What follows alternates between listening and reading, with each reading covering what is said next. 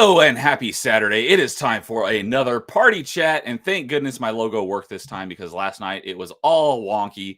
But we got some great guests today and we got a lot to talk about. So we're going to get right on into it. I'm going to quickly introduce my guests. First time on my channel, we got Mo Zamboni coming to us from the great outdoors. What's up? Nothing, baby. Just touching that grass pro style. Let's go. Nice. Glad you could finally make it. We got a funny story of getting you on my channel. I'm glad you're able to make it happen. And no, contrary to your popular belief, I do not have a spy within your midst. I doubt that very much, but okay. Let's go. Next up, and before I introduce the rest of my guests, Mark will not be able to join us today because I believe he said he's in a wedding. And then Ryan, started a new job recently, and he works Saturdays. But he messaged me yesterday afternoon saying, "Hey, I can probably make it tomorrow." So I sent him the link, so he may join us at some point. But my other guest host for today, we got good buddy BDJake. What's going on? Hello, Neo. Hello, Mo. Both of you guys. I'm surprised that you two have not been on a show before now. I was on Off the Hip once with Mo. Oh, that's right. But he hasn't been on my channel yet, so this is the first. You were there when I wasn't. Yes, you were not at that episode. That's right. Because ABF was. I had ABF on both open mic and party chat like the week before that, and it was right when the summer Xbox show was, and me being an Xbox guy, I was like, "Hey, do you mind if I hop on Off the Hip on Monday night?" And he's like, "Yeah, you're welcome to." So joined on that one. That was a fun one. Oh, very good. Well, I'm doing well. I'm glad that you guys are doing well. It's good to be here. It's good to be back on your channel, Neo. Yeah. Mo, it's good to have you here in a context other than where we might be at each other's throats for different things. But, all in good fun, of course. I'm glad you're touching grass, honestly. I wish I was. Yeah, and Jake been on a few times, but this is the first time on Party Chat, I believe. So It is. And then I have the record for open mics, but never been on Party Chat. So great to have you on Party Chat. And then my good buddy, I think this is his third appearance and now holds the record for most guest appearances. My good buddy Melee James. What's up? Oh my God, I got the record. How's it going, everybody? Happy Saturday morning. I'm going to bring the Saturday morning cartoon energy. I am tired as hell, but I'm chugging energy drinks. I'm chugging Diet Pepsi here. Let's go. I'm ready to give you some horrible gaming takes. I'm ready. I would expect nothing less. So thank you for joining me. And let's say quick, I see a couple people in chat. We say my good buddy Jay from Nerd Takes. What's up, Nerd Takes? How's it going? Glad you're here. And my other good buddy Carl, the RNG Gaming Podcast, who's got a great episode tonight with his good buddy Metal Shred Freak, which I'm very much looking forward to. I'm here for all the meat missiles on this show. Can I get context? Meat missiles. Sausage Fest. Oh my God. There's that's typically what this show is. I've only had a few women on the show before because there's not as many female gamers as there are male gamers. It's definitely male dominated. But I have had a few. I had the Valentine's Day episode, which was mostly women, so that was cool. It was. But yeah, so we're gonna go ahead and get right on into it because we got a lot of topics and we got potentially a pretty full house once Ryan shows up. So before we get into our topics, I like to go around and give everyone a chance to tell us what have you been playing lately. We'll go ahead and start with Mo. Have you been playing anything lately? How long? Man, I'm an esports fiend, dude. No. So prefacing, I downloaded all 110 gigs of the Mass Effect Legendary Edition. I've never played it. Let's go! I'm going to stream it because I've never played it. I'm vaguely familiar with it. Yes! My favorite franchise of all time. So I'm going to stream it on my channel. So it'll literally be a fresh first take. I haven't played literally 1 second of that game, not even a demo. Is nothing spoiled for you? Like, I'm so excited. No, I don't know because I didn't commit it to memory. It's like you don't pick it up if you don't care. But now I'm like, people are like, you gotta play. So now I'm tuned in.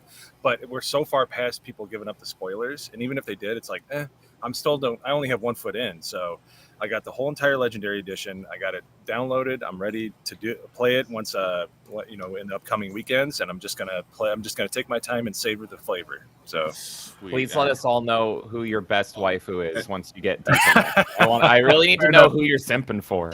Unless you're femship, then you're like with the dudes or something. That's I don't mean to be a loser. I don't mean to be a loser. I'm simping for this girl, baby. She's my woman. She's a complete nerd, and I love her. So, but no, my game. I love playing PUBG. I love playing Counter-Strike. I love playing anything where I get those competitive juices going. I played basketball for most of my life, so like I need competition badly. Like I need that rush.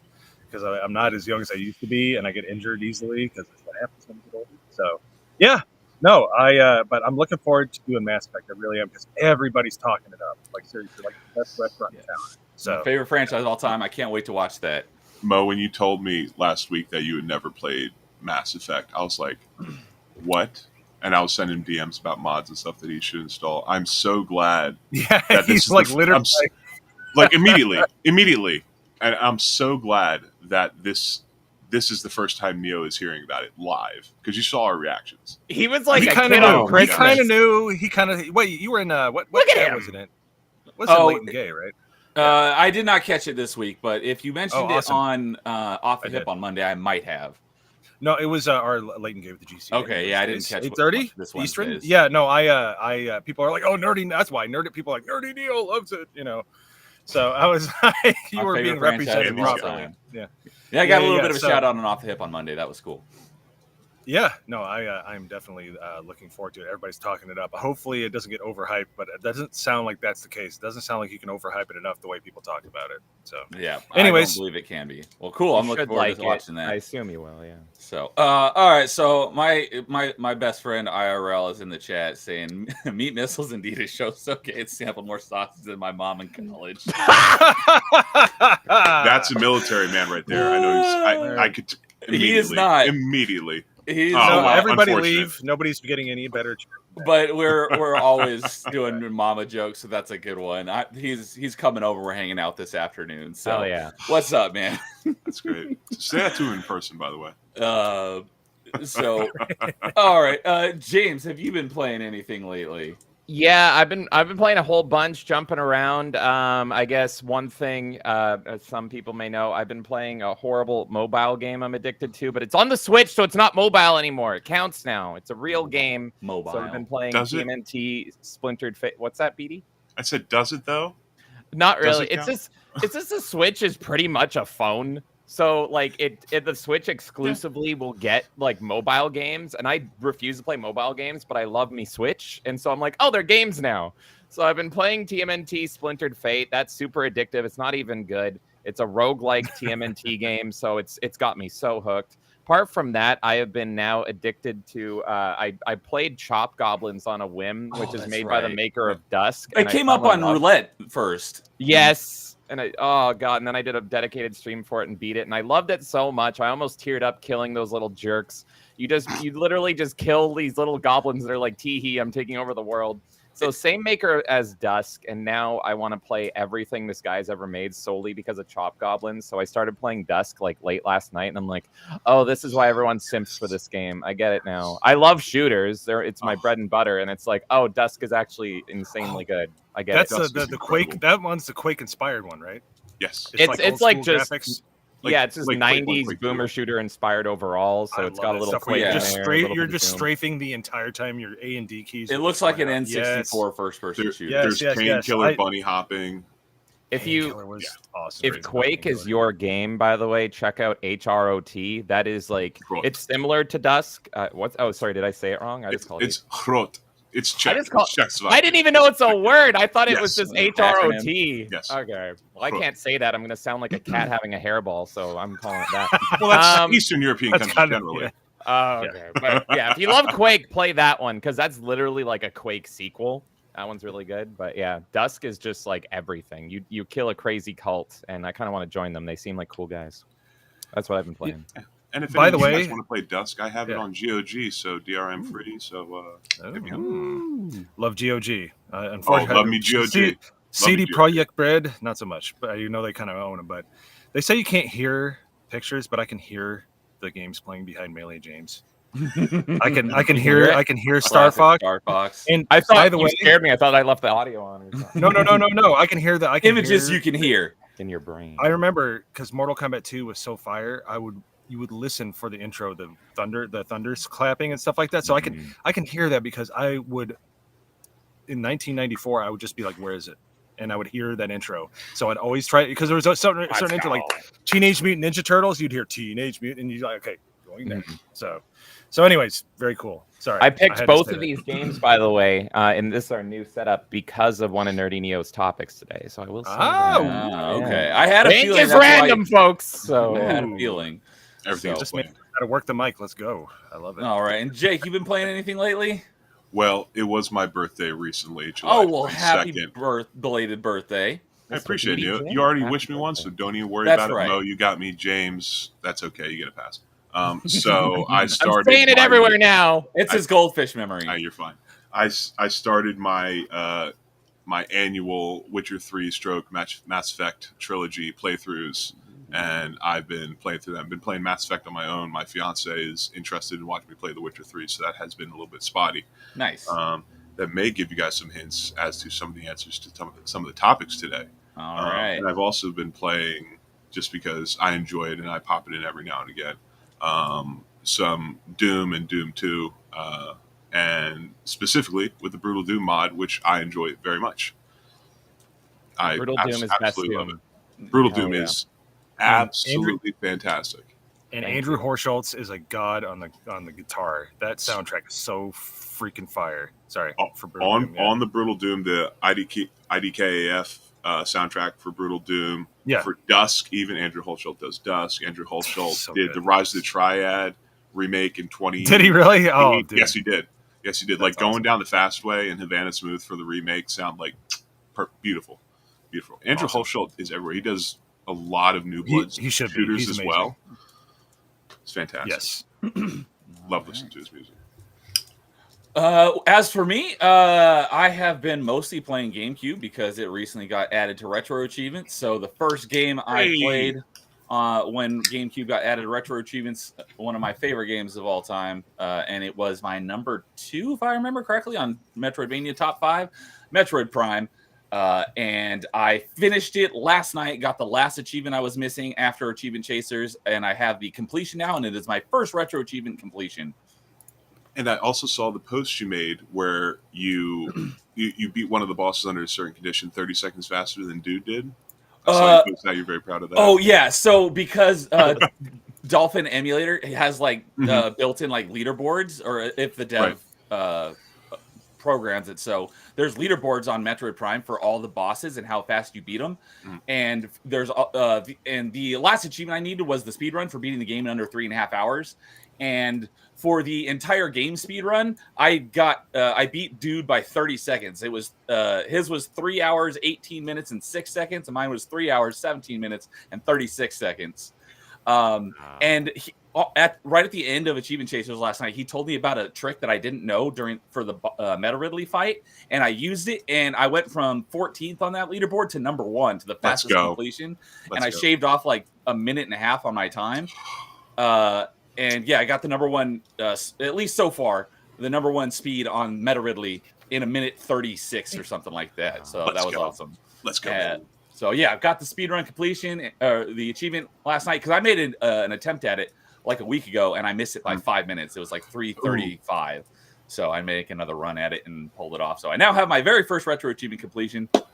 And a couple other not Metroid, but GameCube games that I've been playing. One of my other favorites, and I think it was my number 2 on top 5 Star Wars games, was Star Wars Rogue Leader. I don't think I'll get the completion on that one, because the gold medals in that are very difficult. I never even got all the gold medals in that game back in the day. So I've got some more work to do on that one. And then very similar but not as good game that I had, and I did get the completion of it back in the day before achievements existed, so I'll have to do that again. I'm getting close to it. I've got about 7 left. Is Star Fox Assault. But yeah, Star Fox 64, definitely a better game. Since you love Metroid Prime so much, I would love to know your opinion on the amazing remaster. You're probably not going to play it anytime soon, though, because you just... Metroid Prime Remastered? Yeah. I played it earlier this year. It was you fantastic. Did? Yep. Okay, man. It's so good that, like, I can't go back now. Finally got one of these a few months ago. Oh, yeah. And the person I bought it from, because I, had Metroid Prime, and that was on his post, and that's what caught my eye. And so I was like, I'll pay a few more bucks for a Switch than what I was originally planning on playing, plus Metroid Prime Remastered. So I got Prime Remastered, and I also have there's nothing in that one. Smash Ultimate, and then currently in my Switch right now is Link's Awakening remastered. Nice. My first Zelda game on that. Yeah. So, and that is probably like the epitome of how to do a remaster or a remake, whatever you want to call it. Hell yeah. Captures the character, not the art style, and that's the best part. It's Yes. like and that's what Nintendo does great. We'll see if they keep doing it, but Breath of the Wild was literally cathartic for me. I got it, and it was just calm the nerves. It was so good. If you haven't played that, the music is amazing. The sound effects are amazing. I think I cooked so much crap in that game. It was unbelievable. Like, it was so much fun. Yeah, I'm a big Zelda fan. Since I only got this a couple months ago, I have not played Breath of the Wild or Tears of the Kingdom yet. I will probably skip Breath of the Wild, but I definitely will play Tears of the Kingdom at some point. It's funny you said it calms the nerves. For me, it just enraged me the whole time. It's like, I can't climb this mountain. Everything is breaking in my hands. Oh my goodness! Yeah, More get that stamina up, man. More stamina. Yeah, get that. More God. range. Everyone is asking you to do something, and when you finally do it, they're like, "Here's your reward. It's an apple." And I'm like, I could have got an apple myself. That game. I found a whole tree. That's probably my biggest hesitation about playing it is weapon durability. I hate weapon durability. I hate it so much, then you're not gonna like the beginning of the game, but it's everything else. I love the piano-based music. Like, I don't mean to get too deep and make people music's sad, good. but Yeah. I got the Switch like a few weeks before my father passed away, so it was like my refuge. But I just loved it because it was just like, okay, I could just beat the crap out of all these Ganon's minions and stuff like that. It was so good. It was like exactly what I needed. So I'm forever in love with that game. But aside from that, not to bring everybody down, because it was right. It was when did it come out? 7 years ago. Isn't that crazy? The Switch came out 7 years ago. Yep. Yeah. So, but that was great. I love snipper clips on there. I'm weird. I like some of the weirder games, but anyways, snipper clips is fun to play. Do you ever play co-op with your wife or your son?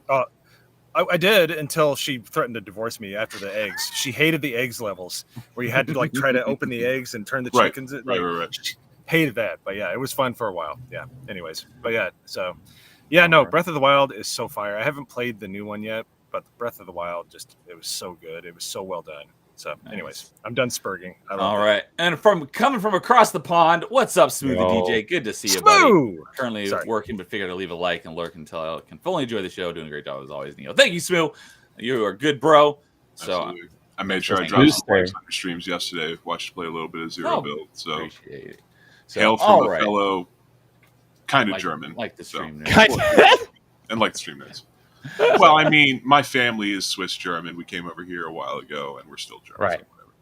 So yeah, I'm similar. So, all right. Well, we're going to go ahead and get into our topics, and I like to offer my guests opportunity to suggest a topic, but I didn't hear. I did get one topic back from James, so we're going to start with that one. Ooh, but there's something I've never done before, and I had this idea like yesterday. I'm like, ooh, this will be fun. So over on Melee Games channel, it is Waifu August. They did Town Square last night, all about gaming waifus. They got copyright blocked on something, so they had to clip something out. So girls. So I was catching up on what I missed last night, just before stream. I still got about an hour left.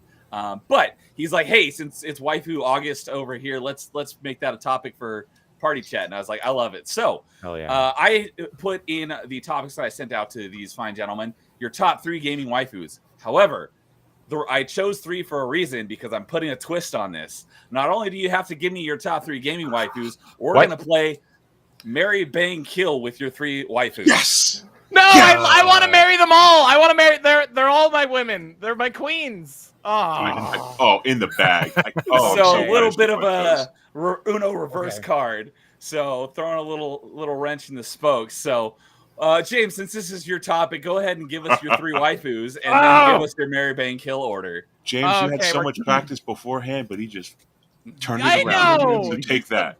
He subverted my expectations. I hate it. Okay, what are you, Zack Schneider now? Okay, so here we go. Okay, I think I will start with the kill, but she is my queen, and this is tough. Okay, this is tough, and I have to explain it so much. So my number 3 is my kill, which is my forever queen, Sylvanas, Lady Sylvanas of the Horde. If you played Undead, you absolutely simped for her. She was a ride or die. I talked about this last night on the Town Square. but she is so cool. She's like just amazing. In Cataclysm, she decides that like, hey, I love my people, but we're literally undead corpses. We can't reproduce. We can have a wild party and get to know each other, if you know what I mean. But we can literally not reproduce, and I want my people to carry on. And so her motivation becomes like, how do we have the undead, the Forsaken, actually reproduce? And it doesn't even get in the way of having a good old fun time. So like, what a badass babe here. Now, I absolutely love her. She is my queen. However, she will be a kill because my allegiance is not necessarily to the Forsaken. It's to the Horde. And this woman here, she does cross my boy Garrosh. And Garrosh did nothing wrong. He was the true leader of the Horde, just like his dad Grom. There's no, I don't even know if any of you guys play WoW, but anyway. You're starting fights with me right now because first off, where is Orgrimmar? It's in Durotar. Yeah. What is Durotar named after? Durotan. Who's Durotan? Thrall's father. Yeah. Who was in charge of the Horde? Thrall. He had to go save Azeroth, which Metzen messed up the story and made Azeroth a planet and a real thing and a dragon also, which is kind of weird. Garrosh is not. He is absolutely not in charge of the Horde. No, he is because No. Thrall got a little weak in his old age, folks. Thrall got a little bit cucked. He got a little passive, simping for the Alliance here. And look, I'd simp for Jaina if I was an orc too, because there's no way you'd be able to pull someone like Jaina Proudmoore. Hey, we're burying the lead here. I want to hear where Melee James wants to stick a sausage. All right, let's go. It's true. Also, I have no idea what you guys are talking about. I do want to say, I'm like over here. I'm trying to pretend like, totally. I'm like, no, Jaina Proudmoore. It sounds like I'm having a stroke. By the way, on that, I hate Jaina Proudmoore because guess what? Arthas did nothing wrong. He just wanted to commit a little bit of genocide. I agree. He just wanted to commit a little genocide, and she's like, I can't watch you do this. And it's that was the last point you made on your stream right before I had to pause it before I started the stream right now. I was just listening to you say that on last Listen how bad she is. Listen, like, not only is she like, I can't watch you do this, so she doesn't stand by her man in his like cool, silly moment. But then she doesn't even like try to stop the genocide. She just walks away. Like, what's wrong with you? So anyway, I will kill Sylvanas because my allegiance is ultimately towards Garrosh. So that is why. So I have to go. I can't even quote the quote on Nerdy Neo's show, but shut your clever mouth. BDJake knows. I have no idea. Watch your clever mouth. Word. They literally patched it out. And then brought it back and then brought it back. Okay, and then my number 2 bang is the girl that I will kill my little sister over. This is Sexy Gruntilda. Sexy Grunty in Banjo-Kazooie. You know what? This is the right way to play Banjo-Kazooie is you let your sister die and then you get a hot, witchy babe. Now, ugly Grunty, she can die in the fire as all witches should. But when she is hot and sexy, hey, hot, sexy girls get away with anything. So my number 2 and my smash goes to Sexy Grunty. I will kill my sister any day for her. Number 1, the ultimate wife. Absolute peak wife material. I wish she was real. She is absolutely perfect without flaws. I am, of course, talking about Lele. I knew you were going to say that. Of the coffin of Andy and Lele. What a queen. Talking about sisters, well, let me tell you, I can get down with this sister. She is the best. She has no issues whatsoever. Maybe don't eat her cooking, but apart from that, she is A-okay in my book. I love her. What the ultimate hot topic waifu right there. That's my top 3. Excellent. I love it. All right. Jake, do you want to go next? Well, yes, I do. I haven't really thought of the reasoning because I was really engaged in the Warcraft talk just then. We need to have a Warcraft discussion, man. For sure. Well, we do. Whenever you and I are on the same panel, it happens. But my 3 waifus in F, Marry, Kill order. You know what? Let's do it slightly inverted. We'll like James did. We'll do kill, we'll do bang, and then we'll do marry. That works. If I had to kill one of these, it's going to be, and I don't feel like this is cheating because canonically, technically, she does become a corporeal being that you can physically touch, even though briefly. The kill is going to be Cortana from Halo. Cortana. Okay. I decided I thought Cortana. I could slide Cortana in as a waifu. I'm not. You guys might know this about me. I'm not really a waifu guy. I don't really have video game waifus. I have characters. I have female characters that I like, but otherwise, whatever. But Cortana was on the list, and if we're doing F Marry Kill, Cortana kind of goes out on her own anyway. She does become corporeal in Halo 5, and you do get to touch her, and that love between John and Cortana is there implied, although John doesn't really say anything. So that's going to be the kill. For And good to kill her before 5 anyway, and she gets all crazy. So just cut it off after that. Oh yeah, absolutely. Because the rampancy Cortana's that's too much crazy. I mean, Looney not all Tunes crazy is Cortana. not good. Yeah. Oh yeah. So for the bang after the kill, which bang usually comes before the kill, but anyway, the bang is probably this one's difficult because my last 2 waifus are very important to me.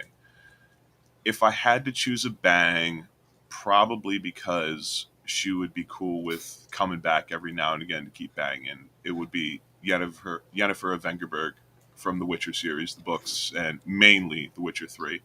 When you mentioned The Witcher 3 earlier, I figured this was the topic you were referring to. So Yennefer's definitely going to be the bang. Geralt and Yennefer are, well, until The Witcher 3 came around, we're basically in kind of a semi-open relationship, but it was one of those relationships where they would always end up back together regardless.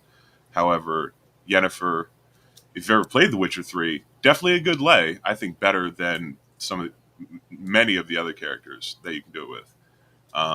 But moving swiftly along, because this is going to be the biggest one, the marry. Now, if I had to pick a waifu that I would absolutely marry because she is ride or die, it's going to be Tali'Zorah Naraya.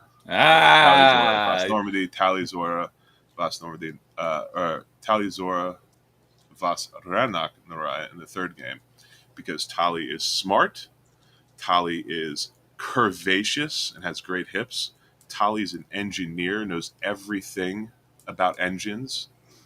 She is a smart ass with a smart mouth, and she can handle herself.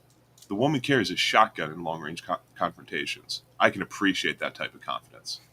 And if there's ever a game series where you want to spend time trying to see if you can get into her suit, they nailed it. And Tali, Tali, my goodness. I don't want to spoil anything for Mr. Mo Zamboni here, but Don't. Are you really going to marry the quirky space Velma that every time you kiss her, you get sick? What's going on, big guy? No, she gets sick.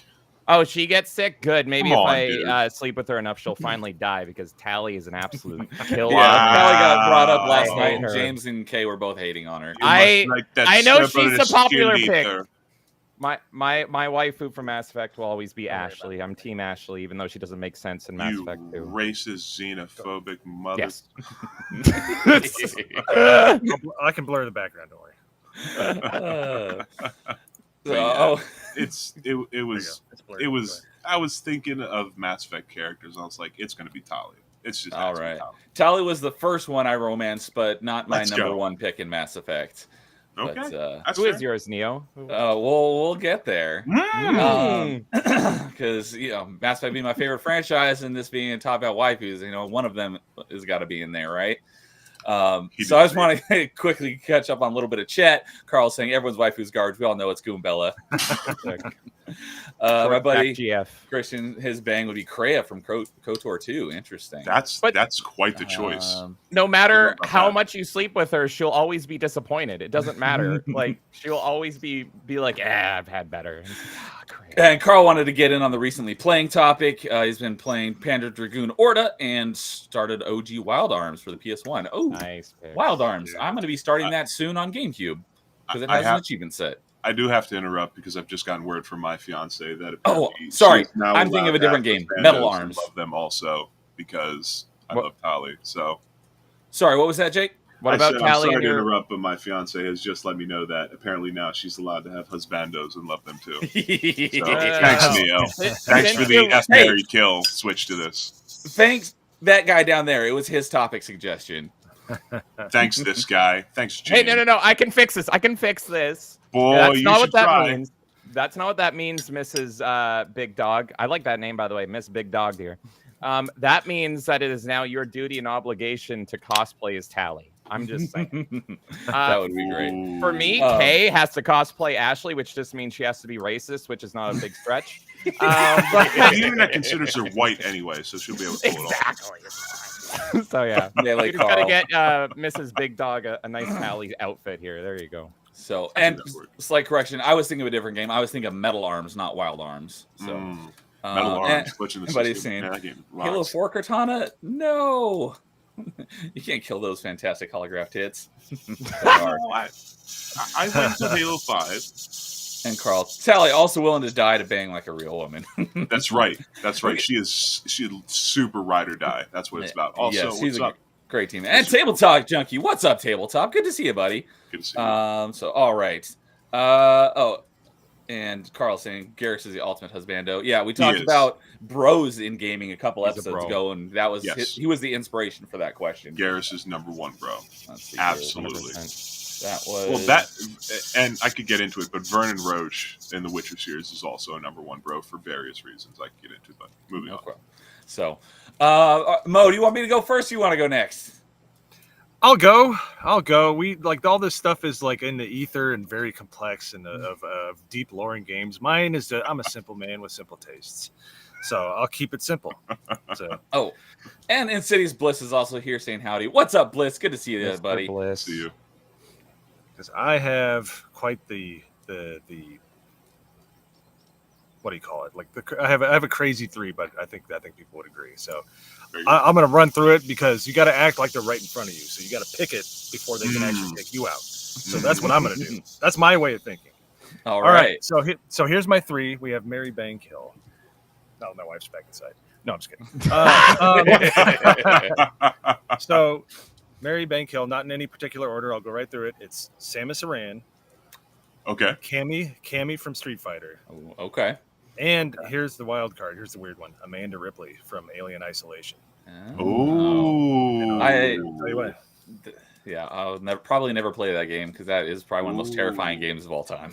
It's insane. in I've, VR, I've it's played it in Especially I've played it in VR. Once you realize how big the xenomorph is, you're like, holy! Like I was like tiptoeing. I Yeah. was like, oh shit! I was like, oh, excuse me. Anytime French, sorry. someone's like, "What's a game you'd never want to play in VR?" That is my number one pick. I'm I'm not about the spooky.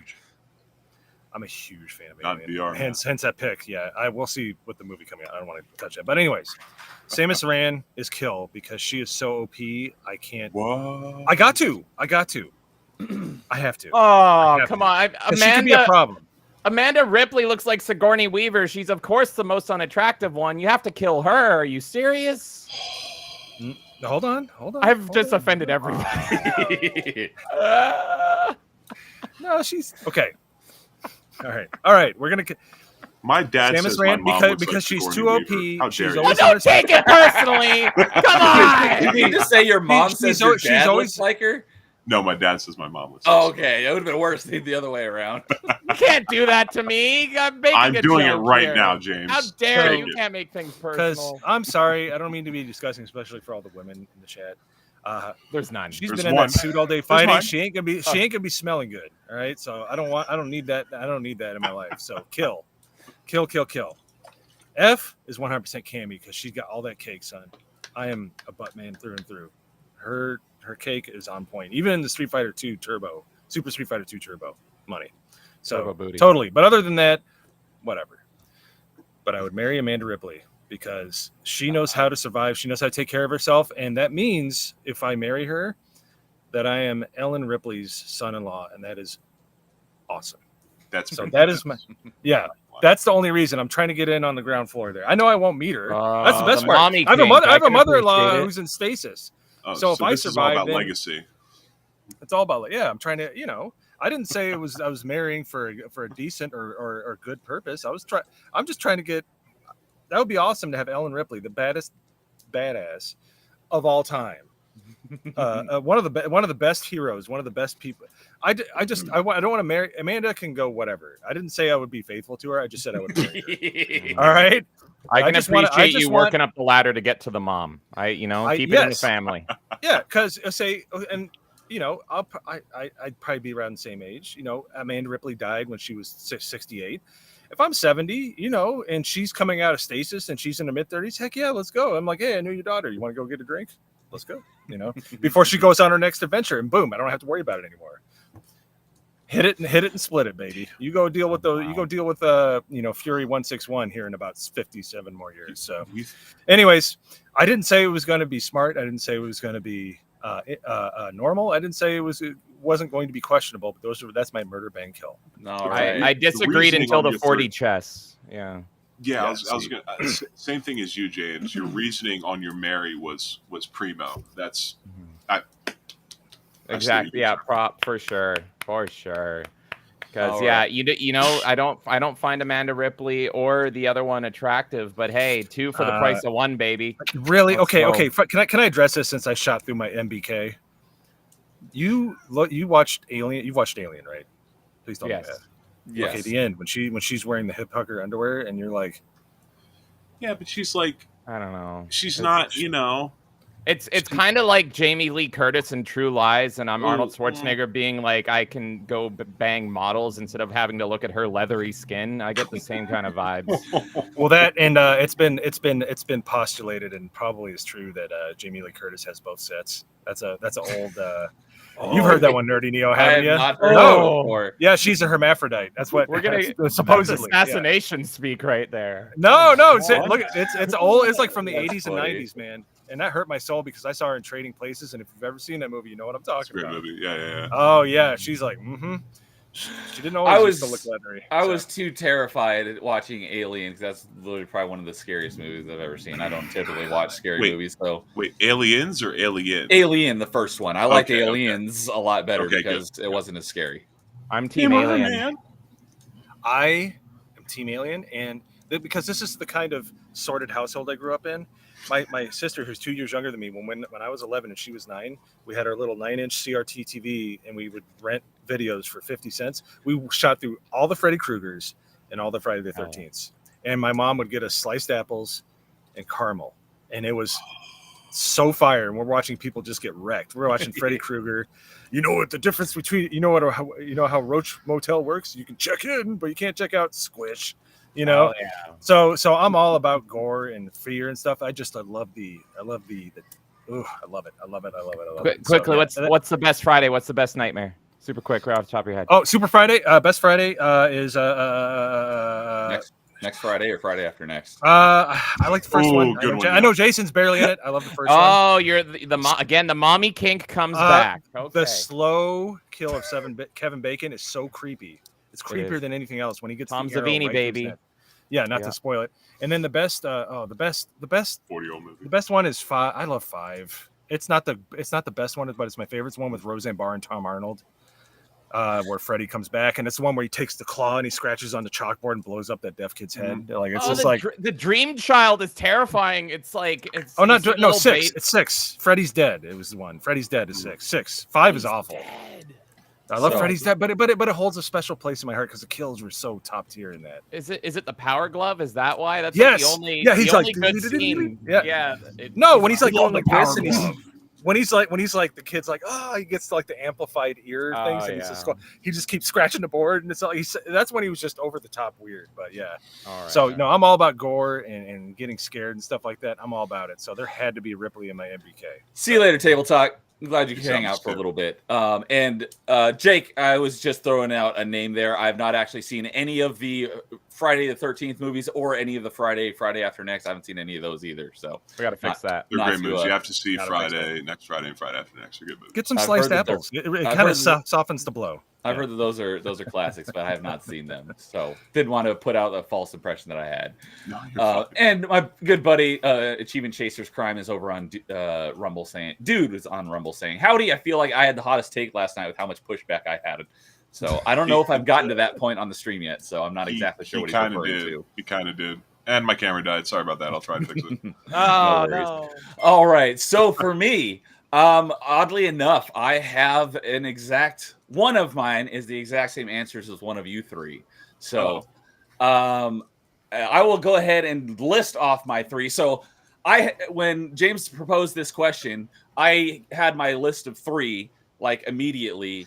And then it wasn't until yesterday I had the idea to throw the wrench into it and make it a Mary Bang kill. So I did not pick these with that in mind. That was done after the fact. So the 3 that I have is Miranda from Mass Effect, which Miranda really puts the ass in Mass Effect. Boy, does she. Samus and Tina from Dead or Alive. Ooh. And sadly, this pains me so much because Metroidvanias are my favorite genre. I was just playing Metroid Prime last night. Samus is also my kill. Wow. That was a very, very hard decision, but that is because Miranda is definitely the bang because she is in the game. Canonically, she's like genetically perfect, but she's got a lot of. Is that the brunette with the skin tight suit? Yeah, Mass Effect 2, yeah. Oh yeah. Modeled after and voiced by Yvonne Strahovski, who is also incredibly hot. She looks a lot like my sister-in-law, so I cannot pick her. Oh, it's almost creepy, like 1 for 1. Yeah, no. It doesn't happen until y'all say it, like with this and then the Sigourney Weaver thing from BDJake. It's like, just don't say these things and then you can get away with it. What are you doing? But I gotta be my friend. It may be to a fault, but I gotta come clean. So. Oh no. And that leads to the hottest waifu in gaming is Tina Armstrong. She is. I've never really played any of the Dead or Alive games, but I have played that IP, given that Ninja Gaiden is one of my favorite. Ninja Gaiden and Ninja Gaiden 2 are 2 of my favorite games of all time. I played DOA 3 a little bit back in college because my roommate had it, and I'm not a fighting game person, but she is probably the hottest woman in gaming I've ever seen. So she is definitely my Mary, and I think Kay probably would have expected that, and she would probably agree with me. That's another thing that we agree on. There's not many, but that's probably one. Is she still a Mary if you take into account the Dead or Alive movie version of her? Ooh. And I don't know if you've seen the movie. I have not seen it, but I believe she's played by just Jamie Presley in that movie. Ooh, Yeah. Who I know the name, but I don't know really who that is. My name is Earl. Yeah. No, the the movie video is game version is cinema. way better.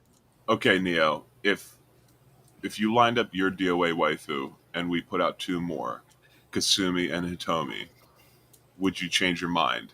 No. Really? He's a loyal man. Interesting. A man of character and ethics. I appreciate it. I just got to say, because Mo Zamboni hasn't played Mass Effect, I think it's actually pretty cool that all 3 of us have 3 different Mass Effect waifus, and we're all big Mass Effect fans. That's pretty awesome. So, Mo, we got it. When you play it, we need to know who your waifu is, because if you come back with Liara and we have a 4-way split or something, that's awesome. So I'm very curious. Well, yeah. The reason I never played Mass Effect is because I had no money. I could barely afford to pay attention back then. Gas was $4.25 a gallon. I just Assassin's Creed is what I latched onto, the first one, which was amazing. But anyways, now I'm super interested. Let's go, baby. So if I pick Miranda, I'll probably be in another remote location, but it won't be because I'll be with my family. It's because I'll be in hiding. So don't pick Jack. Like, let's be honest. Like, as long as he doesn't pick Jack, we're fine. So don't be I'm not even. I know the name Hitomi. I'm not sure I know which character that is off the top of my head. I absolutely know Kasumi, but if we were to add 2 other DOAs, it would be between Kasumi and Ayane. Okay. I guess I choose Hitomi because it's red hair and I'm engaged to a woman. Kasumi is also in Ninja Gaiden, not just DOA. Oh, that's right. But none of the other characters are. Although some of the Ninja Gaiden characters have made their way into DOA as well. Like I believe Rachel, she was in Ninja Gaiden Black. She's also sexy. And obviously Ryu Hayabusa. Ryu Hayabusa, obviously, and I believe Momiji also made it into DOA, but I don't know much about the DOA, so I could be wrong about that one. I only played DOA 3 and 4, so you would know more than I. So DOA 3 is the only one that I played, and I played it a little bit. Wow. I think this is the first time I know more about a game series that we have both mutually played. Very interesting. Yeah, I have very little knowledge of DOA. I know Ninja Gaiden. I just don't know much about DOA since it's fighting, and I don't do fighting games. So, Roger that.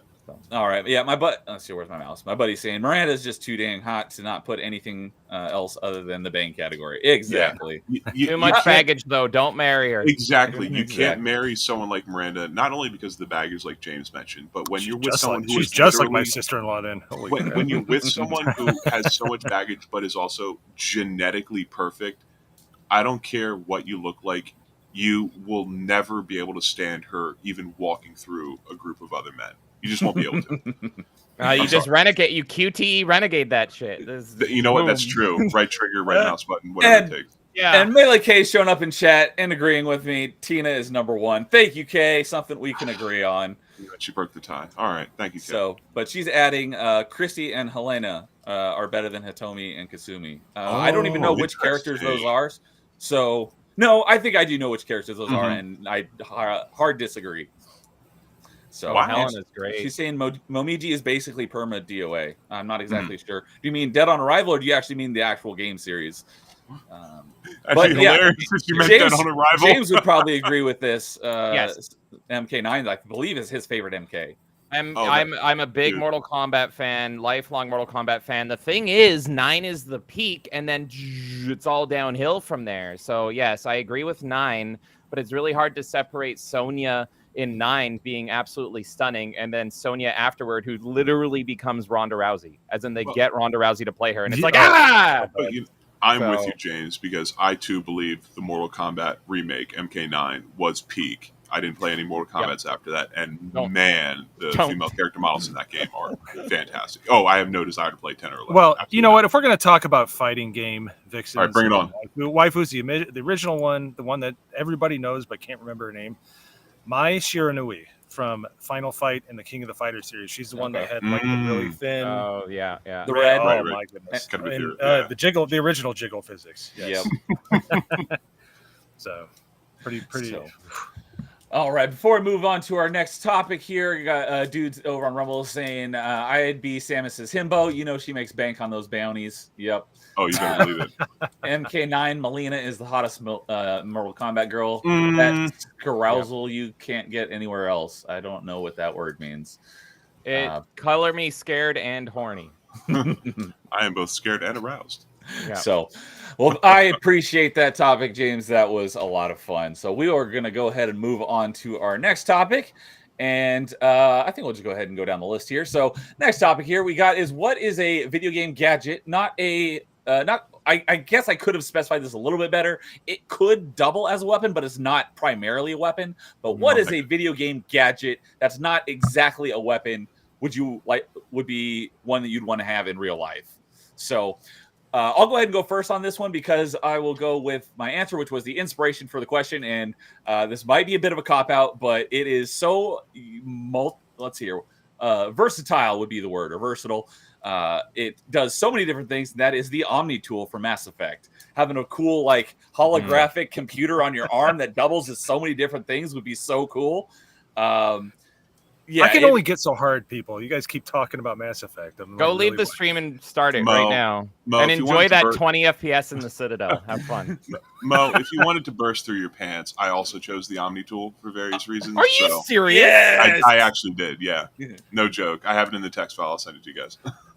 I'm a retro gamer, but I'll wait. But go ahead. Sorry, go ahead. So, and Shaka Zulu's in chat saying, good morning. What's up, Shaka Zulu? Good to see you, buddy.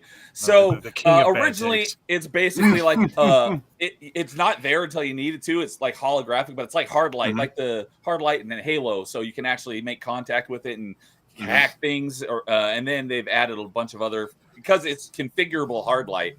Eventually, it did become a weapon, but like I said, it's not primarily a weapon, because they do use the Omni Blade in Mass Effect 3. They made it a Omni Shield for the Paladin in multiplayer, which is an awesome character. I'm not very good with it, but my buddy Rozik, that's like one of his favorite characters. We were just playing last night.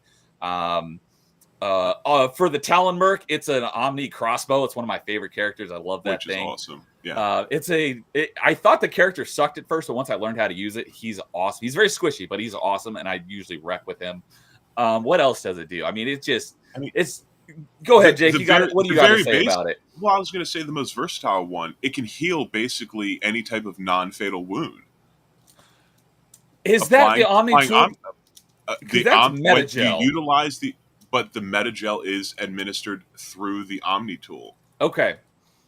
Canonically, when I you did not ever put that Omni gel in together. the first game to break locks and whatnot, but when you get the Omni gel, you carry it basically on that kind of bracer, that because either you have the Omni tool installed in an implant under your skin, or you can carry it on a piece of armor, on your glove, on your bracer, and you put the Omni gel in there, or the Metagel in there rather, and you administer it through your Omni tool. Which, I mean, to just be able to walk up to a wall and to grab 5 free shots, basically, and for a real life situation, especially, basically, if you're not getting domed, you can just hit a couple of buttons, and you might be in a lot of pain, but you're definitely going to feel a little bit high and feel better when you wake up, because that bullet wound won't affect you anymore. Yes. So. All right. Yes. Omni-Tool Brothers. So Omni-Tool Brothers unite. I can't believe you both picked the same thing. All these games, all these years, and you all honed in. Mo, go play Mass Effect right now. Look, I don't have it Neo installed right now. So Nerdy Neo might have a spy on Mo, but I've bugged Neo's room, so. Nice. All right, good James. Standoff. Let's go. What do said you got? Me, yeah? Yeah. Me? Okay, this one was hard. Okay, every other answer came naturally to me, and it was like boom, boom, boom. But literally minutes before I joined the call here, I was like, "What is this?" Because you said it has to be something you want in real life. It's a gadget, which is kind of vague to me, like what a gadget it is, but not a weapon. You okay there, Mo? Mo, don't die on me here. You Mo, need to you play turned the Mass mic Effect. You need to The live. mic was up. I'm You sorry. turned the camera off, not the Camera, not your microphone. mic. Sorry, I put this up. I guess that doesn't work. So Yeah, no, it does not. You have very loud coughs. so it was there, such a but I hope bad you're take. I doing was okay. dying inside. No, I'm just kidding. Whoa, buddy. Okay, so Go ahead.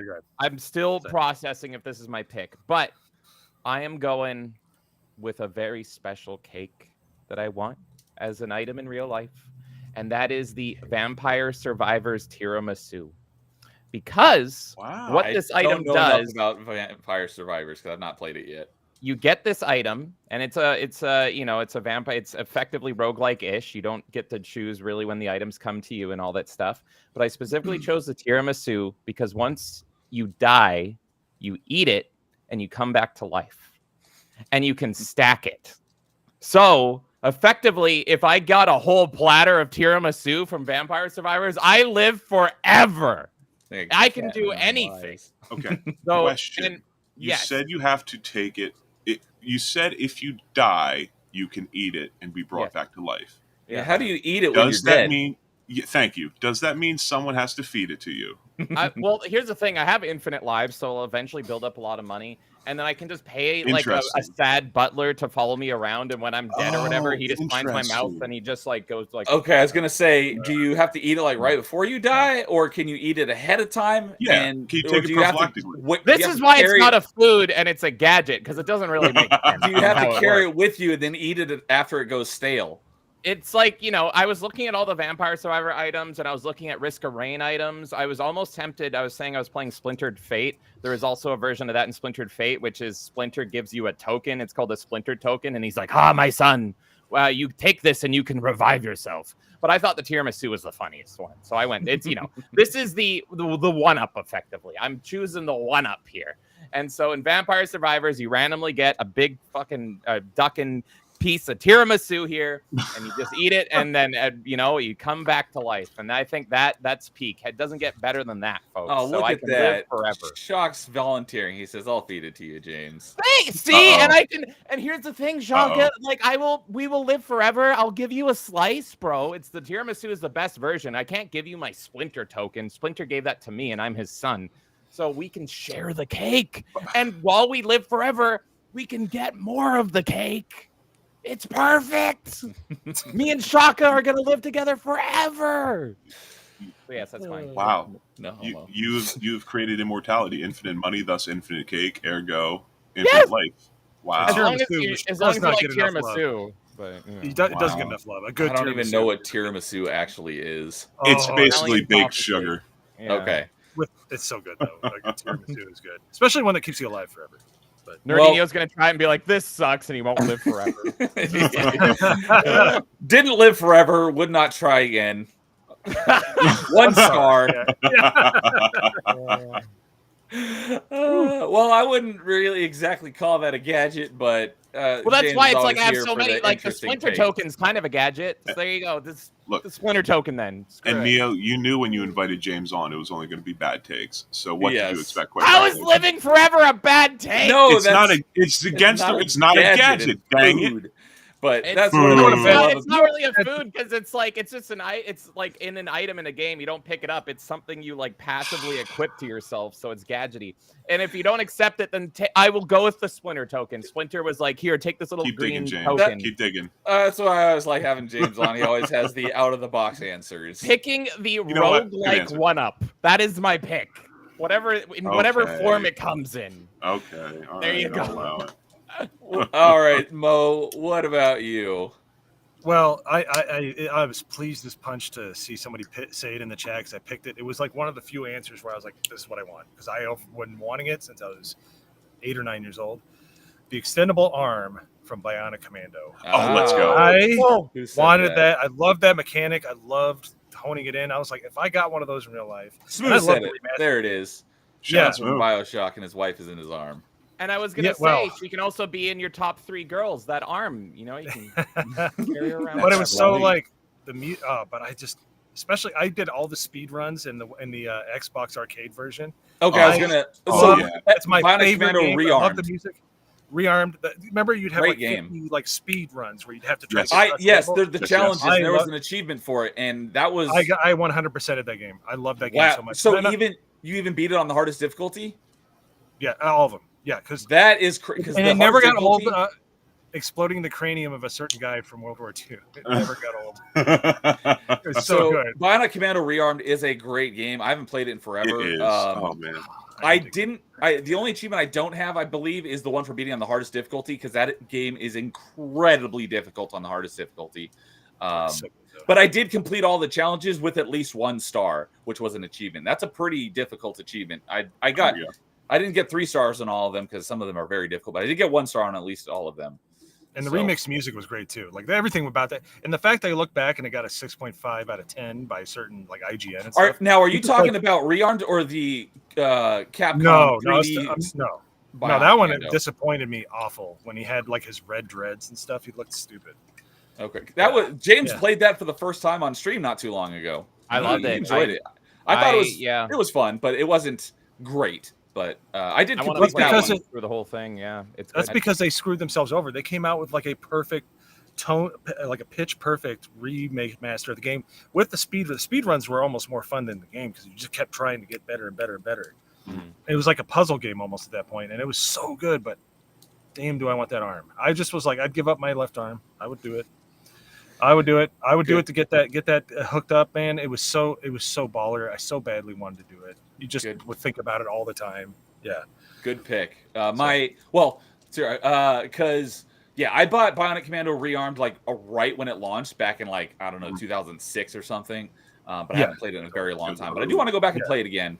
And that's because I had Bionic Commando Elite Forces on Game Boy Color. That was my introduction to the Bionic Commando franchise. And it was one of the few Game Boy Color games that actually had a couple of voice dialogue in it. It was very terrible quality. You could barely understand it, but you could understand it.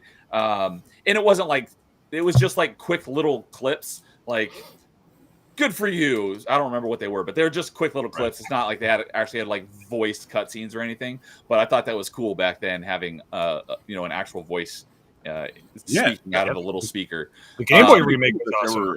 The original Game Boy one was awesome too. I had not played that one.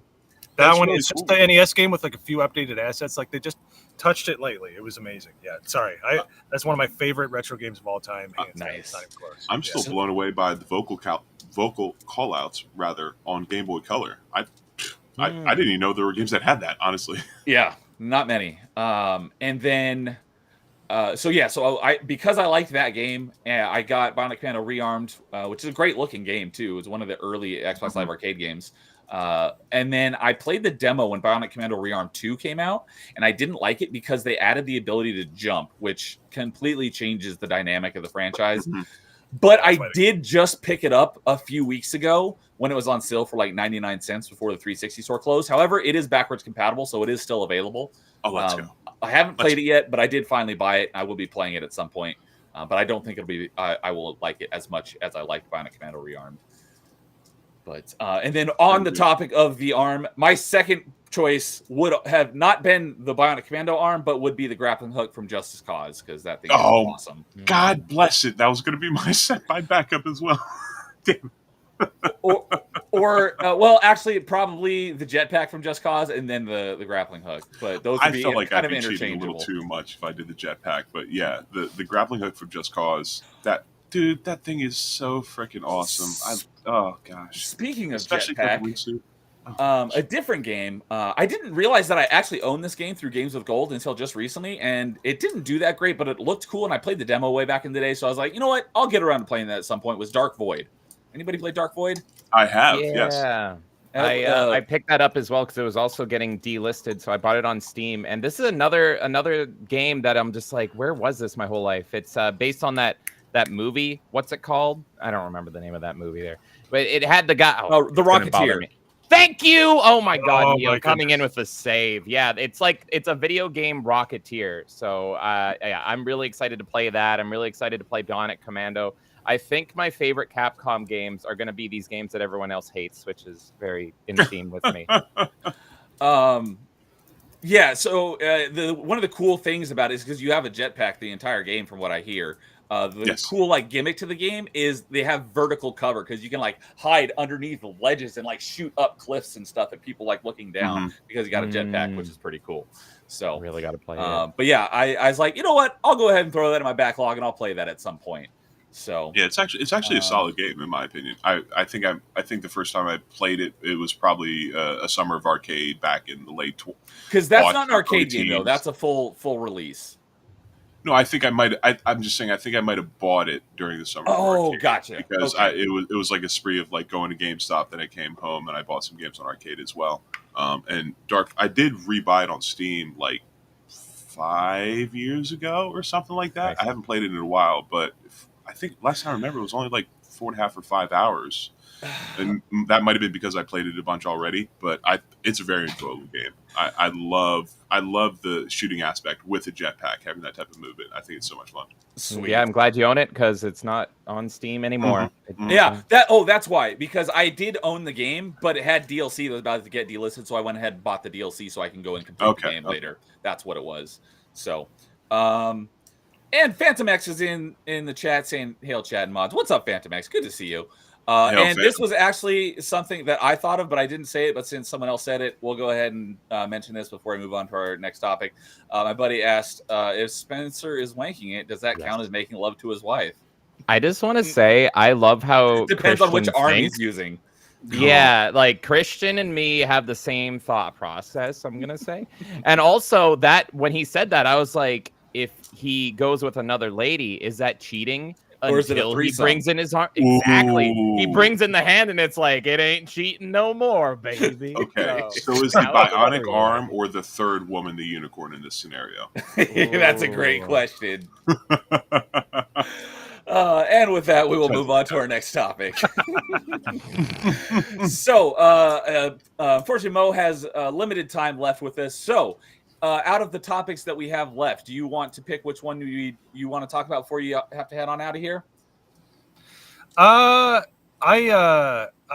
wanted to talk about the hated character because I don't think they bring it up enough. And my 1993 game is so basic, but it's so on point. I'll just hit that right at the end. Okay, so you guys can talk amongst yourselves later. But yeah, no, I got about 15 more minutes. Okay, so next topic we got on the list here is what is a typically hated character that you really like? So let us hear it, Mo. What's a typically hated character that you really enjoyed?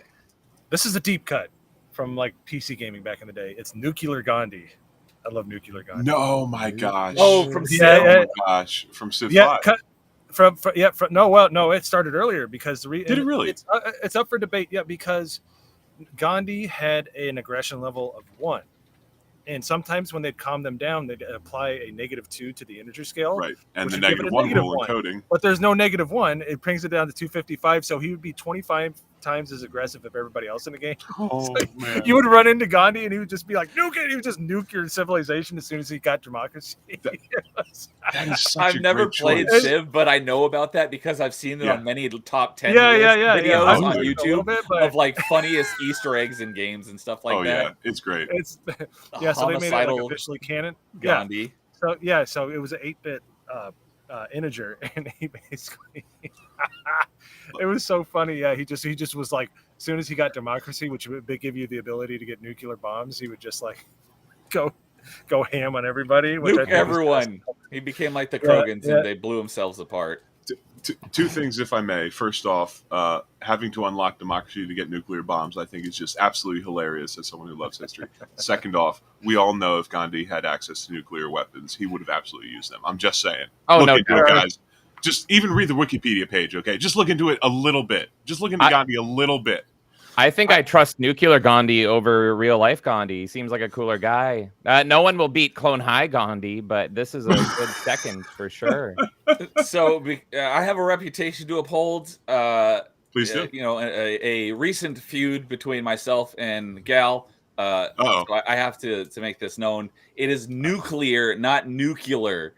Thank you. So Oh my I'm god! so glad I didn't have to be the one to say nuclear. And I have a nuclear. reputation to uphold. I do. I very don't much have the dislike if Homer they say Simpson nuclear. clip for you here. It's not my show. I can't pull him up. Nuclear. Just say new and clear. Yes, that's it's what I nuclear said. day in Hiroshima. You want a nuclear take? I'll nuclear give you a day. nuclear take before I go, since I got a Canadian here with me. Yes. Shock Oh, here it Shock comes. Zulu, Shock Zulu is a man of poor taste. He's a king. Agreed. I love He him. says that ketchup potato chips suck, and I think What? I've not Okay, had he's them, wrong. so I can't say. He's but wrong. I don't think He's so. Shock wrong. is right about everything except this. There you go. Yes, He's no, wrong about I- oatmeal raisin cookies. They are Oh, garbage, don't- and they oh, don't wait, deserve okay, the whoa, name whoa, of whoa, cookie. whoa, whoa. I'm I a said a centrist $2 on that super one. Everybody You've calm been down. center. $2 super chat. I said a Don't. $2 super chat, and it went on the show. It That was reignited. It you! was just a spark. It was That me. was you. But it You- went and it kept going, and I looked at Twitter later, and there was a poll. Like all I did was say oatmeal cookies, and everybody's, you know. Look. They don't deserve the title of cookie. They're But- garbage. Oh Ketchup- no. Ketchup potato Neo, chips. not you The too. only thing that's better from Canada, aside from poutine, is all dressed Okay. potato chips. If you don't like all dressed potato chips, I don't your even tongue know what doesn't that work. is. I'm team ketchup over all dressed. Is all dressed a Canadian thing? You Americans don't Yeah. have that? I've never heard We of it. do, What? but not like all the No, time. we do yeah. not.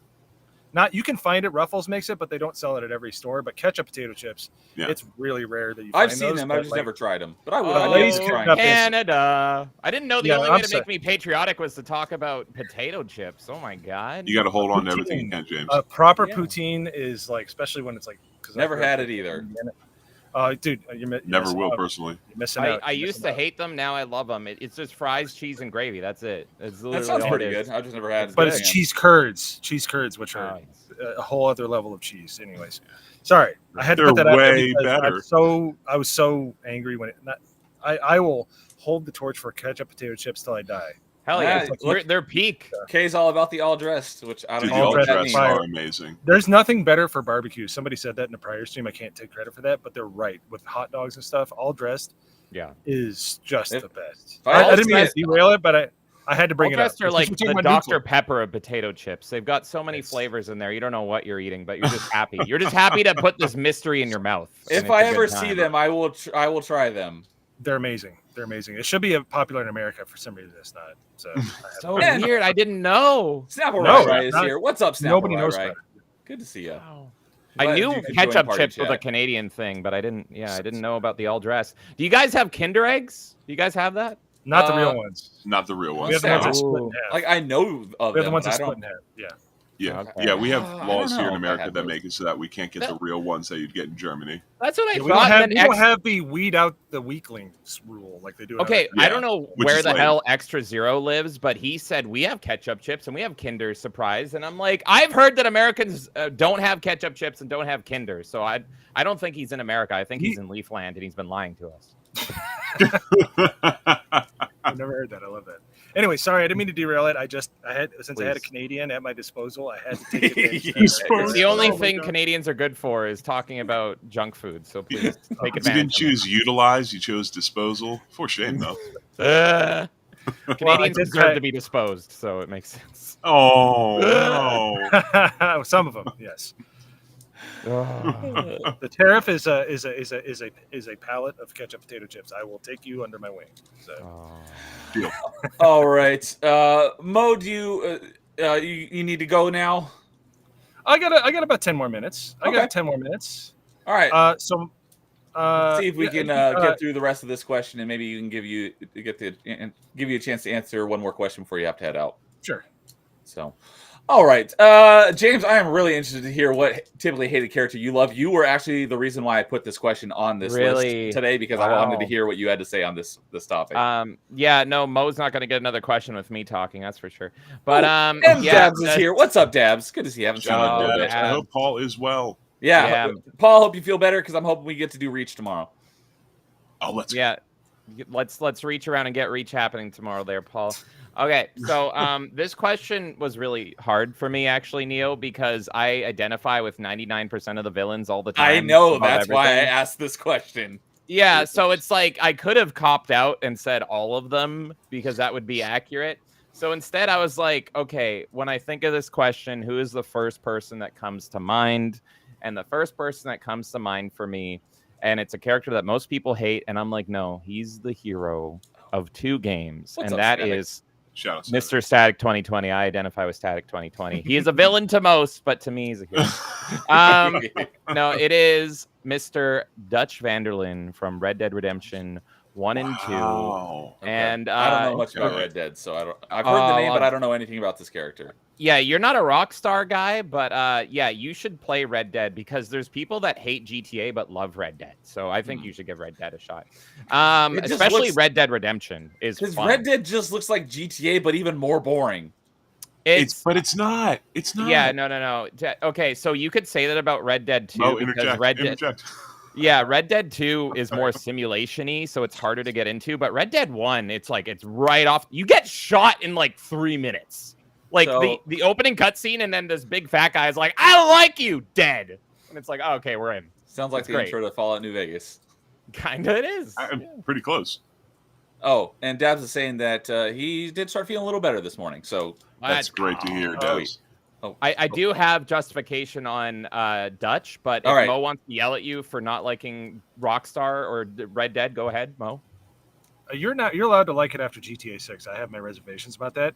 But Oh, Rockstar does the best to make you love the villains. Mm-hmm. And wonder about everybody, like they talk about the gray area where they have like the what do they call it, relativism. No, but Rockstar Moral does it relativism. great because moral relativism, they do it so well. So I haven't played the Red Dead series yet just because I played GTA so much because I love the story mode so much. Mm-hmm. Like I got so burnt out, I just didn't want to play anything else till the next GTA. Now that GTA 6 is coming, I have my doubts. I got to wait for it to come out like I do with every game. But yeah, no, they do such a good job of writing characters like in all of their games. So I have no doubt that is absolutely the truth. Yeah, I will do my best to not spoil Dutch for anybody, but Dutch is the main antagonist, and Red Dead 2 is a prequel, so he's kind of a partner/antagonist in the second game. It's very complicated stuff, but he is absolutely a villain in Red Dead 1, which takes place after Red Dead 2. It's all complicated, but anyway. So anyway, it's just Dutch has always spoken to me, and like his quotes and his mannerisms really speak to me. His final monologue in Red Dead 1 is something I quote all the time, and I literally hold up as like idealistic and just peak writing. And yeah, I don't feel like he's the bad guy. Let's talk about Dutch. Dutch Vanderlyn is someone that has a family, but his family are not blood relative. It's a family he has brought together of cowboys and outlaws and everything at the dying time of the West. So the West is dying, the Wild West is dying, and now we're getting the new era of America. And all Dutch wants to do is survive and keep his family fed and together and keep them thriving and surviving. And so the whole time throughout the game, he is just trying to keep everyone together. Everyone's looking up to him when the entire world is hostile towards his people, which are the cowboys as they're dying out here. And, it goes into its final monologue. It's no matter how hard you try to fight against the modern world, no matter what you do, you just can't fight change. You can do everything. You can literally kill people, and you cannot fight this change sometimes that's coming, even if it's the wrong thing to do for the world. Sometimes you have to adapt to survive, or else you don't survive. And so absolutely love him. Great emotional character, just peak. And yes, a lot of people, I know Shaka said, who doesn't like Dutch? Well, me and Shaka are the same person. That's the problem. But Dutch is absolutely the bad guy. Don't forget that the opening of Dutch, when you first see him, is he calls a woman a whore and shoots her in the head. So a lot of people don't like Dutch, but I do. So anyway, I think he is absolutely a perfect character. He's one of my favorite characters in media, period, not just video games. And I 100% identify with him, killing whores and all. All right. I was thinking, blink twice. Blink twice if you need help. I was thinking that you were on this topic before, because we did talk about favorite video game antagonists, but it was the episode after you were on for the first time and that was when Paul was on. So you were not on that one. So, okay. Well, cool. Good answer. Go play. Look, Nerdy, you were looking forward to my answer. Just go play Red Dead 1 for like 5 minutes and you will understand. Trust me. I know you don't like GTA. My favorite Rockstar game is actually LA Noire, which that's a controversial take, but I think LA Noire is just peak. But yeah, it's a great game. It's just so different from the Grand Theft Auto games and Red Dead Redemption that it's typically just overlooked. It's like a point and click Rockstar game almost. It's so good, and it's the writing is just phenomenal. It's a crime it never final got a twist sequel. at the end. Absolutely. Good stuff. Most underrated Rockstar game, Rockstar Table Tennis. Okay, yeah, that was a great game as well. That was a great game. It was. I just have to go back and do more in that. The story behind that game, they were trying out a lot of the technology for LA Noire on that game. Yep. So they were taking some baby steps with it, and they hashed it out in LA Noire. Yeah. If there was a Rockstar game or Rockstar franchise I'd probably want to get into, it'd probably be Midnight Club. Midnight Club's good stuff. Wow. Yeah, dub edition. That was Midnight Club, and Midnight Club LA is underrated. I think it has one of the better handling models for an arcade racing game. I think it's a great game. It's a lot more difficult than people expect out of an arcade racer, but it's actually really good. So, good stuff. All right. Jake, what is a typically hated character that you really like? So, like James, I had a very, very difficult time with this, but for the opposite reason. Because where James empathizes and feels like he could sit in the boots of 99% of hated characters in games. Yes. For 99% of characters in games, on my end, I also dislike them. So I really could not think of one singular character or villain from a game that is hated that I also did not hate. The closest I was able to come was... And this also might be a bit of a cop-out again, but the elusive man from Mass Effect 2 and 3. He did nothing wrong. Who is a... Okay, James, slow your roll for a hot second. Did nothing wrong. Okay, do I need to change my answer to the elusive man? He's I don't know the hero. if he's... okay, hold on just a second. All right, Mo's got to bounce. I am so glad. So we can talk about Mass Effect spoilers now. yeah, it's probably a good time to dip, honestly. But you guys, I'm cannot wait to get back and play that game now. I went from indifferent about 3 weeks ago to like, what are you doing? Like when people found out, they're like, what? But unlike Shaka Zulu and ketchup potato chips, I actually understand when people have good taste, so I'm gonna take their word for it. So. You really hate Shaka and his chip taste. Good lord. That really just kind of is a turd in a punch bowl with him. It's just like, wow, that really just puts everything else into question as far as I'm concerned. But love you, Shaka. So I don't like what is your channel? I don't have like a link to it. Okay. So if you want to drop it in the private chat, I'll drop it in the live chat. It is. We are the GCA. I do it with. Oh, it's the GCA channel. Okay. Oh yeah. I thought you had like your own personal channel. I kind of do. I have one meme on there that has 4,000 views. I'm going to start doing it. I'm just trying to figure it out. I have family life. The fact that I could even get this video off today was amazing, but it's all just kind of balancing stuff. Streaming is not hard. Trying to get it to fit around your real life is a bit hard. So, but we'll get there. And I will do my own channel. But I'm trying to find it. You're wrong, What's it called? Like exactly? it's a here. I'll do it. Hold on. I know I'm subscribed to it, but I don't see it in under G. Uh-oh. It's Might be a under shadow C. ban. Oh, it's the Yeah. GCA. That's why. There we yeah. go. It's because the URLs for this are just here. I'll put it. in All right, I got it. So I dropped it in chat. Yep. So okay, thank you. Yep. So we do this. We do a show every Wednesday, but we have videos that come out all the time. It's me and 7 other people, maybe soon to be 8 other people, but we all kind of play off each other. And every Wednesday we do a panel show, and we'll have guests sometimes. Sometimes we'll just shoot the breeze. Sorry, I'm trying to keep my cursing down. But yeah, we just do that. And I am also part of Legion of Memers. I do a show with them on Saturday. No Green Rocks is having health issues at this point. He's having his appendix taken out. That's right. Yeah, and he's already said it, so it's nothing. Yeah, so I'm feeling really bad for him. He's miserable. So get better, my man.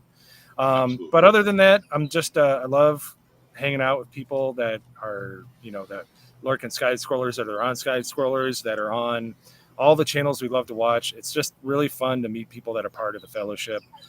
It was an absolute pleasure hanging out with you, Nerdy Neo. This was a pisser. It was so much fun.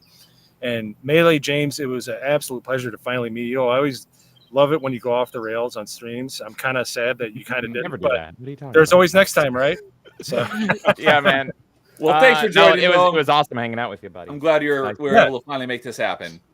Yeah, totally. And hopefully we get to do it again. This was really fun. This went by like in a flash. Unfortunately, Yes. I wish I could stay longer. So I'm gonna reach out to you because I got other stuff I want to get you on for. So let's hang out again, man. Yeah, absolutely. And good luck on your next whenever you're on next. I'll definitely be there lurking in the chat on Side Scrollers. So all right, guys. All right, well, have a great rest of your vacation, I assume. I totally will. All Take right. care of yourself, Mo. Be Later, well, guys. my friend. See you later, Mo. Absolutely, you too. Peace. Peace out. So my answer is the elusive man who did nothing You can't wrong. change your answer. Right. I was in the middle of my answer. What are you doing? Like, who actually hates the elusive man? He's such a great character. See, that's why I said that it's a cop out, because every character that is typically hated by everybody, I also very much dislike. I can enjoy their writing, I can enjoy their characterization, I can enjoy their voice acting, but I still dislike Martin them as Sheen, people, great if you will. actor. But exactly, Martin Sheen, the elusive man. Martin know that he is disliked by some, but there are so many other people that like him. We're looking at you, James. We know you like him. We know why. It's because Ashley is your wife. So it is kind of a cop out. But as much as I am against, well, now that Mo isn't here, as much as I'm against Cerberus, as much as I'm against what they stand for, and as much as I'm against the way the elusive man operates and the things that he wants to do, I cannot help but absolutely love him as a character. Martin Sheen absolutely knocks it out of the park. Voicing him, the dialogue that they write for him is fantastic. His characterization is fantastic. His backstory that's so mysterious, but the little peeks you get here and there reveal so much about him, but then open up, so many more hallways with so many more doors, wondering what's behind each and every one of them, because he really is elusive, as his name implies. I guess, again, for a cop-out answer, the elusive man. Okay. The only issue with Cerberus is that they don't go far enough. Wow. I knew you were going to say that. Here it comes. If I was the Miranda to the Cerberus, or to the elusive man, not only would I have a great ass, but I would be like, give me your whiskey glass, sir, and I would pour it all in, get him liquored up, and be like, so anyway, now about taking over the galaxy for humanity. Let's go. And so, and this is why I hate Ashley in Mass Effect 2, because it's like, I'm literally working with the people you should be with. Her character doesn't make sense, because if you That's a good point. That's true. She comes in, she's like, oh, Skipper, I can't stand by you as you side with the Cerberus. And it's like, I'm literally doing exactly what you asked. Yeah, that was always a problem with Mass Effect 2 that I felt, whether you had Caden or you had Ashley, but especially if you had Ashley, it felt like her character arc, if you will, over the 3 games was she's in one position in the first game, she's in a totally different position in the 3rd game, but there's no arcing motion in the 2nd. She's just in a spot, which is like counter to where she was in the first game, but also not quite where she ends up in the third game, and it doesn't make sense to me. Yeah, I've always said that only I said felt for Mass Ashley Effect in 1. 3. Mass Effect 3 is a more close sequel to the first one than Mass Effect 2 is. I would have to agree. Well, and when you think about it, Mass Effect 2 basically is just gathering a team to do basically just one mission anyway. So you could kind of view it, if you take the entire trilogy into perspective, you could basically view the second game as like a really extended party DLC, or almost like a preamble to the Citadel DLC in Mass Effect 3. Yeah.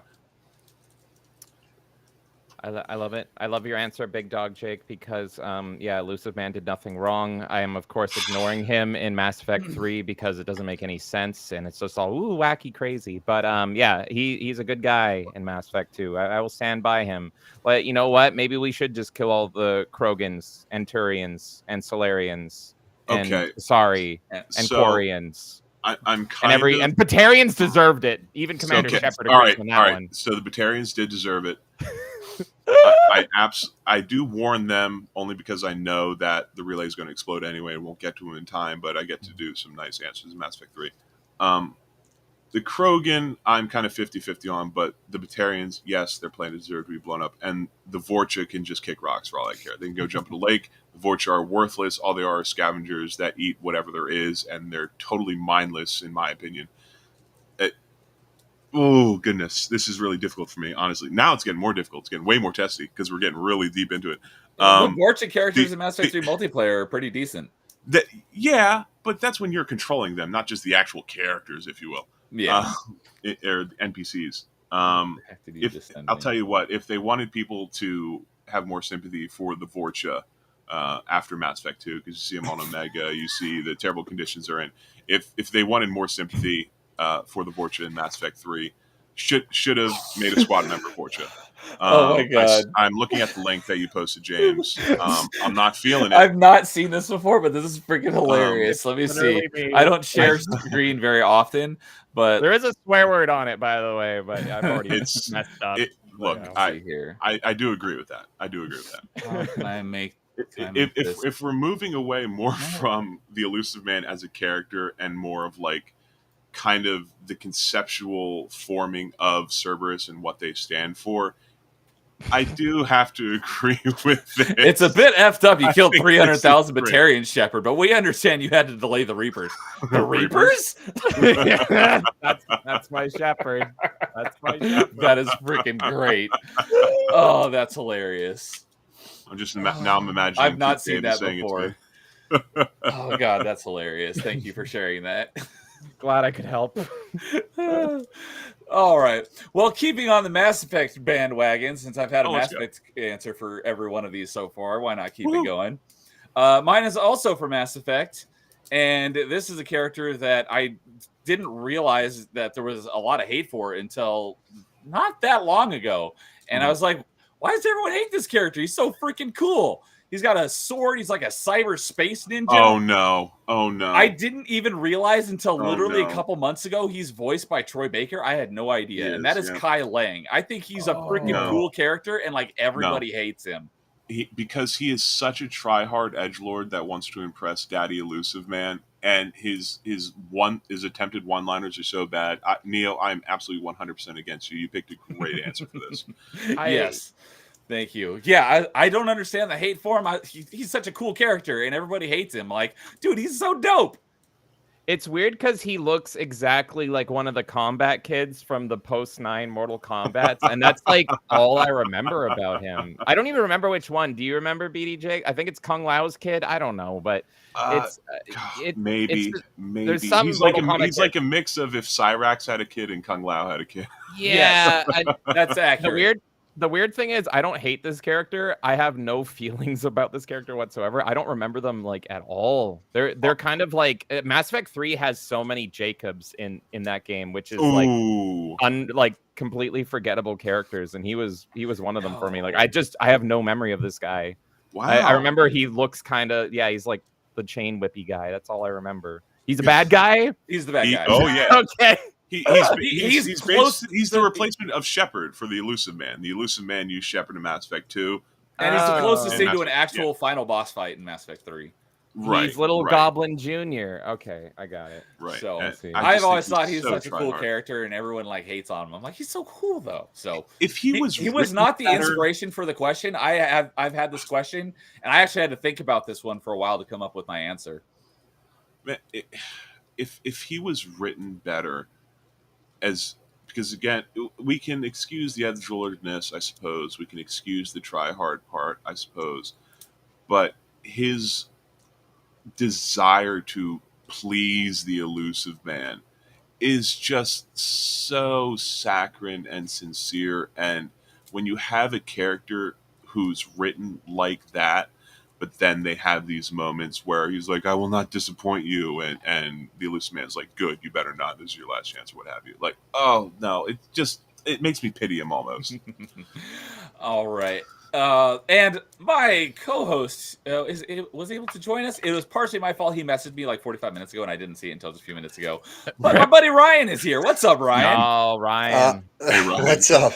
Sorry about that. I may have yelled at the Restream bot in the help section because I'm like, what the fuck is going on? It's possible I might have sent you the wrong link, so it could have been my fault. Yeah, I'll have to apparently go I back and have check. I have 3 Restream studio accounts now because I tried logging in with different emails. I'm like, what is going on? I don't know. Oh. So, Ryan, we are currently on the topic of what typically hated character do you really like? Do you have an answer for that one? Has everybody said theirs? Yeah, it was the Yeah. last one before Yeah. we were about to move on to the next topic. Dutch Vanderlyn, Elusive Man, and Combat Kid from Mass Effect 3. Kai Lang. Caroline. What, Kai Lang, yeah. Sorry, what was Mo's answer before he had to bounce? I already Oh, forgot. yeah. Oh my gosh. Did he even say his answer? I don't think he... He's the wait. one who picked this question, decided to go with it. Oh my Chat, God. what was his answer? Yeah, what was his answer? Oh crap. Why can't I remember? We started talking so much about ketchup and all dressed chips and Yeah, British his answer Rockstar was games. Shaka. He has a love-hate relationship with Shaka Zulu. Yeah. Oh man. Shoot, did he even answer the question? Because I asked him before you go, what question do you want to touch on? And he might not even have gotten to it. Let's just say it's oatmeal cookies and move from there. We're all unless we're all having a I always blank on the term when everyone collectively remembers something that didn't happen. We're having the opposite. Mandela of it. effect? Mandela Right. effect. We're all I always having a call it the reverse. Berenstein Bear moment. We're all having a reverse Mandela effect right now. I can Yeah. pick one. All right. Alec Trevelyan from GoldenEye 007. Wow. Okay. Yeah, it was obviously famously played by Sean Bean in the movie. Indeed. That one, was kind of a bummer, man. That he turned out to be a bad guy. You thought your friend died, and then all of a sudden it's like, no, he Yeah. faked his death, and he's the bad guy, and you're like, oh man. Yeah. Of course, then he does die later. Spoilers. Damn Irish. Yeah, and Who- man, in the movie, his stuntman ate crap falling. Oh my gosh. If you ever watch in slow motion, see the leg break from when he falls. Holy smokes. No thanks. Was Shock that saying, a legit fall? They really Yeah, did that was a legit fall from a stuntman. It wasn't from like 50 feet up. It was from like 10 feet up, but he actually legit broke his leg. If you see it in slow motion, you see the break. It's bad. yeah, no thanks. I don't like watching that kind of stuff.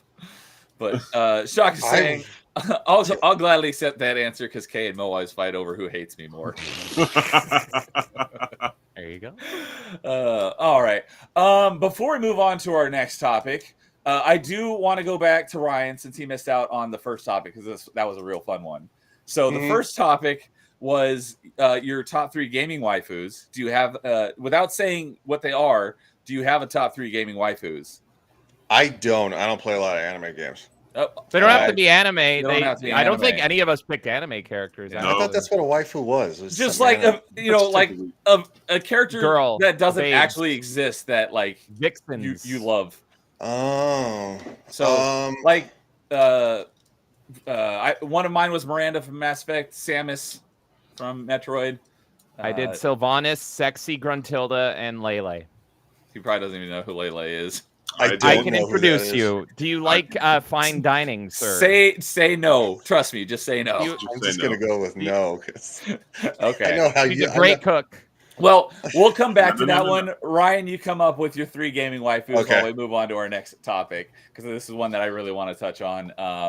So the next one on the list here, let me write down the timestamp here before we move on, an hour 34, is what is the worst in-game company or corporation and why? So I'll go ahead and start this one off because I actually came up with another one while we were on stream, but the first thing, well, there's a bunch of ones that I thought of at first, but the one that I am the most familiar with, and it's one that James mentioned, but I think before we started or right when we started, is UAC from Doom. I forget what UAC stands for, but they're basically this company that's single-handedly responsible for the annihilation of the human race by ushering in demons into Earth and wiping basically everyone out. So that's a pretty good reason why they're, in my opinion, the worst in-game company, because they single-handedly ushered in the apocalypse. That is fantastic. Because they're greedy and they want Argent energy from hell. Right. And they're like, nah, screw this green energy. We're going to go with demon hell energy. Let's go. And if you pay attention to the backstory, there wasn't exactly an energy crisis. They just wanted basically a monopoly, having so much energy and such powerful energy just to make money. I mean, the freaking CEO literally put himself in a robot body because. Thank you, Kay. It was Nuclear Gandhi. That's Thank you, what Kay. it was. Thank you so much, Charisma. So, go ahead, continue, Jake. Like I was saying, if you pay attention in the series, it's not even that there's an energy crisis on Earth. They just want wealth, basically. They have decided that they can get effectively infinite amounts of energy. They don't know the repercussions until later, and they can get so much of it, and they can sell it so cheap that they can effectively have a monopoly. And this continued to be the brainchild of, I can't think of the guy's name, Samuel Hayden literally put himself into a robot body just to continue reaping the rewards of what they were doing. And it's absolutely abysmal. It literally fractured the planet. If you play Doom Eternal, you can see the Earth from space from your little, Justice League fortress up there. Your fortress of and solitude. that's fantastic answer, Neo. The UAC, oh my god, what UAC stands for, like Union Aerospace Coalition. Yeah, thank you. Just terrible. And on top of that, once they do usher in the demons to our realm, they try to say, like, no, let's be friends with the demons. They're not the bad guys. They try to gaslight the people into thinking that this is a good thing. Like, this is how much worse could you get? Yeah, this is a price we have to pay. It's a price I'm willing to pay. And very famously, the scene after the intro in Doom 2016, where Samuel Hayden's like, it's a small price to pay, and Doomslayer looks down to see the dead civilian, then cracks his knuckles and smashes the screen. Oh yes, yeah. UAC, fantastic choice. UAC was so close to being mine, and then I thought of something I hate even more. But it's also very hard to talk about the UAC because, like, my favorite depiction of them is in Doom Eternal, and if you pay attention, like, play games like I do where you have to listen to every line of dialogue, and you go to that, like, AI chick, the mortally challenged, yes, the mortally challenged, all that stuff, and it's just like, it's really hard to talk about the UAC without going full political, because good lord, it's crazy. So that is one of the apps that's, like, maybe my favorite thing about Doom Eternal is how they depict the UAC, because it's too true to life. I'll just say that.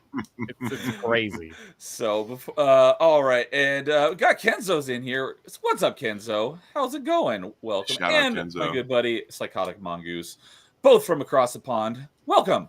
So James, why don't you go ahead, since you were talking about it? What is yours? So I was gonna go UAC, and then I'm like, there is one corporation or company or group or whatever that I hate even more in gaming. I have to shout out Mr. Fractured Filter, because I was like, I had a vague idea in my head about this company, but it's been years since I played this game, and luckily Fractured's been streaming it lately. So I went and I rewatched his stream so I could refuel my hatred for these people. Man, there is no worse company, there's no worse group of people than in KOTOR 2, the Ithorian planet restoration interests of Telos. Let me paint you a picture. No idea what you're talking about. I KOTOR 2, so hate them. So the Ithorians are, if you know Star Wars, they're the flathead. They're like the hammerhead shark, flathead guys. Yeah, the hammerhead slug people. And they're all like, blah, blah, blah, blah, blah. Yeah, they're those guys. So let me paint a picture for you. You're playing KOTOR 2. You know, I love KOTOR 2. It's peak. Now, you're getting chased by a literal Sith zombie down a dark corridor. It's terrifying as crap. Then you go and you are referring to Darth Sion, are you not? Yes.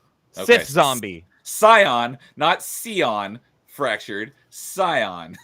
You say Sion? Did Fraction literally say Sion? He said it on a recent stream, and I had to put it in comments. It's Sion, not Sion. It's the name of a political position, a Scion. Oh, my gosh. It's a car. I had one for about a decade. I guess that counts. It's Sith Nemesis, Sith Dr. X or Mr. X or whatever. It's the Resident Evil villain of KOTOR. It's peak. So so you go and you're getting chased by this guy. You have no idea anything about him except for Kreia being like, you can't kill him, by the way. And it's like, excuse me? So then you go and you run to this planet Telos. You have no idea what's going on. And then all of a sudden your phone rings and it's like, what? I might die. What? And then it's like this woman's like, hi, Ithorians from the Restoration Project want to talk to you. And you're like, okay. And this Ithorian walks in speaking non-galactic basic and is suddenly preaching to you about how they're capable of speaking basic due to their physiology. In Disney Star Wars, they put these little things on their gills so they can. Oh, lame. Yeah, but anyway, I prefer old Star Wars where every alien just spoke their own horrible language. So anyway, he comes in and he starts talking about how you need to save the trees and you have to save Telos and everything's dying here. And if you help them, Telos will become a happy, pretty planet. The Ithorian Restoration Project is literally the hippie alien version of Jehovah's Witnesses. They're just knocking on your door at like the worst. Yeah, with the worst possible time. It's absolutely annoying and terrible. And you literally have a guy ready to kill you. And these guys are like, please save the planet. And I'm an alien. And it's like, no, get out of here. Get out of here. The only saving grace is that you can side with the evil corporation, the Zerka Corporation, and you can screw them over. And then they're all crying and they have their sad Ithorian noises where they're like, whoa. And it's like, yeah, get bent. I hate you. So that is my number one, the Ithorian planet restoration interest of Telos. Screw that. them. Is great. I love that answer. Mad thinking about them every time. Wow. Ryan, do you have an answer? I do. Cerberus, Mass Effect 3. They did nothing wrong. That was my second, my follow-up answer to you. They did everything wrong. Cerberus. They're literally the heroes of Mass Effect. I don't think that's true, but okay. Ryan, I'm so glad that we can be a united front against these fools. We can take them. We can take them. No, I'm pro-human, baby. Let's go. I'm pro everybody, bro. No, we can purge all the Krogans and Solarians and Turians and look, James. all we of do them. not discriminate. If you're buying, we're selling. Okay. The Reapers can have them That's all. what it look like. The galaxy is for the humans. Ooh, the Turians would have something to say about that. I'm about to say I don't think it would go very well if you just went with the whole entire human race. The Reapers would kind of wipe you out. No, it's fine. We got them. We'll just we'll do the 40K thing. We'll just purge everybody. Trust me, the aliens are really holding us back. We have to listen to these Solarians like being all actually and smart, and then the Krogans are just mass breeding and killing everybody. See, this is why you just don't deal with aliens. You wipe them all out. All right. Well, if there's anything that we have learned specifically about James is that he is indoctrinated. Period. And he's well, I mean, from a video game standpoint, he's horribly racist. Ashley is best girl. Cerberus did nothing wrong. Elusive Man is the hero. Yeah, he spent too much time around the Reapers. Yeah, really, man. I think is your vision getting kind of fuzzy? Do you feel like it's difficult? You have headaches? This is why I don't like Mass Effect 3. It's just like, it boils down all the complicated political decisions into, you have wrong think. It must be the Reapers, instead of actually just having a different point of view, which was so cool about Mass Effect 1 and 2, is you can get into the political nuances of the world. Well, not if you have 78 mods installed like I do, which changed the ending and puts the Citadel DLC at the end, which is the way I think they should have done it. But that's just me. Now I'm interested. Maybe I'm later. Oh shit! All right, Jake. What about you? Have we stolen your answer? No, you guys actually haven't stolen my answer, although I feel you guys have kind of stolen some thunder because I feel like my answer absolutely pales in comparison to you guys because I think I kind of chose a Base bit Cerberus. of a base Cerberus one. Let's go. Again, I'm like 50-50. Cerberus thing. I feel like I chose a very like basic answer for this. I chose Vault-Tec from the Fallout Oh, that was series. one of the ones I thought of. Okay, and I'm surprised I'm no glad one somebody mentioned thought of it. Phantom's Umbrella. Yeah, Definitely that one of was the first ones I thought of. that was one of the first ones I thought of as well. But I felt that because I haven't played enough Resident Evil, that I wouldn't have enough to say about them. That would at least be accurate. Same. So I went with Vault-Tec because I played way more Fallout than I have Resident Evil. All right, why is Vault-Tec Vault-Tec so bad? Vault-Tec just at its core, like literally from their formation, is an evil company. Period. There is nothing good about them. There is nothing that there's nothing that benefited society. There is nothing that did any good for the employees of Vault-Tec. There is nothing they did that did anything good for those quote survivors that went into a number of the vaults. They're just bad to the core. They're just bad. They're evil, and I don't like them. And I dare anybody to attempt to convince me otherwise. They're up there. Good Because You try, won't get an James. argument from I me. love Trust the me. theory that they are the ones that instigated the war in the first Yes. place. That was going to be one of my points. And- is that they're so bad, and if you really look at it, there's a very good, like at least a coin flip chance that they instigated the nuclear exchange between China and the United States that ended the world.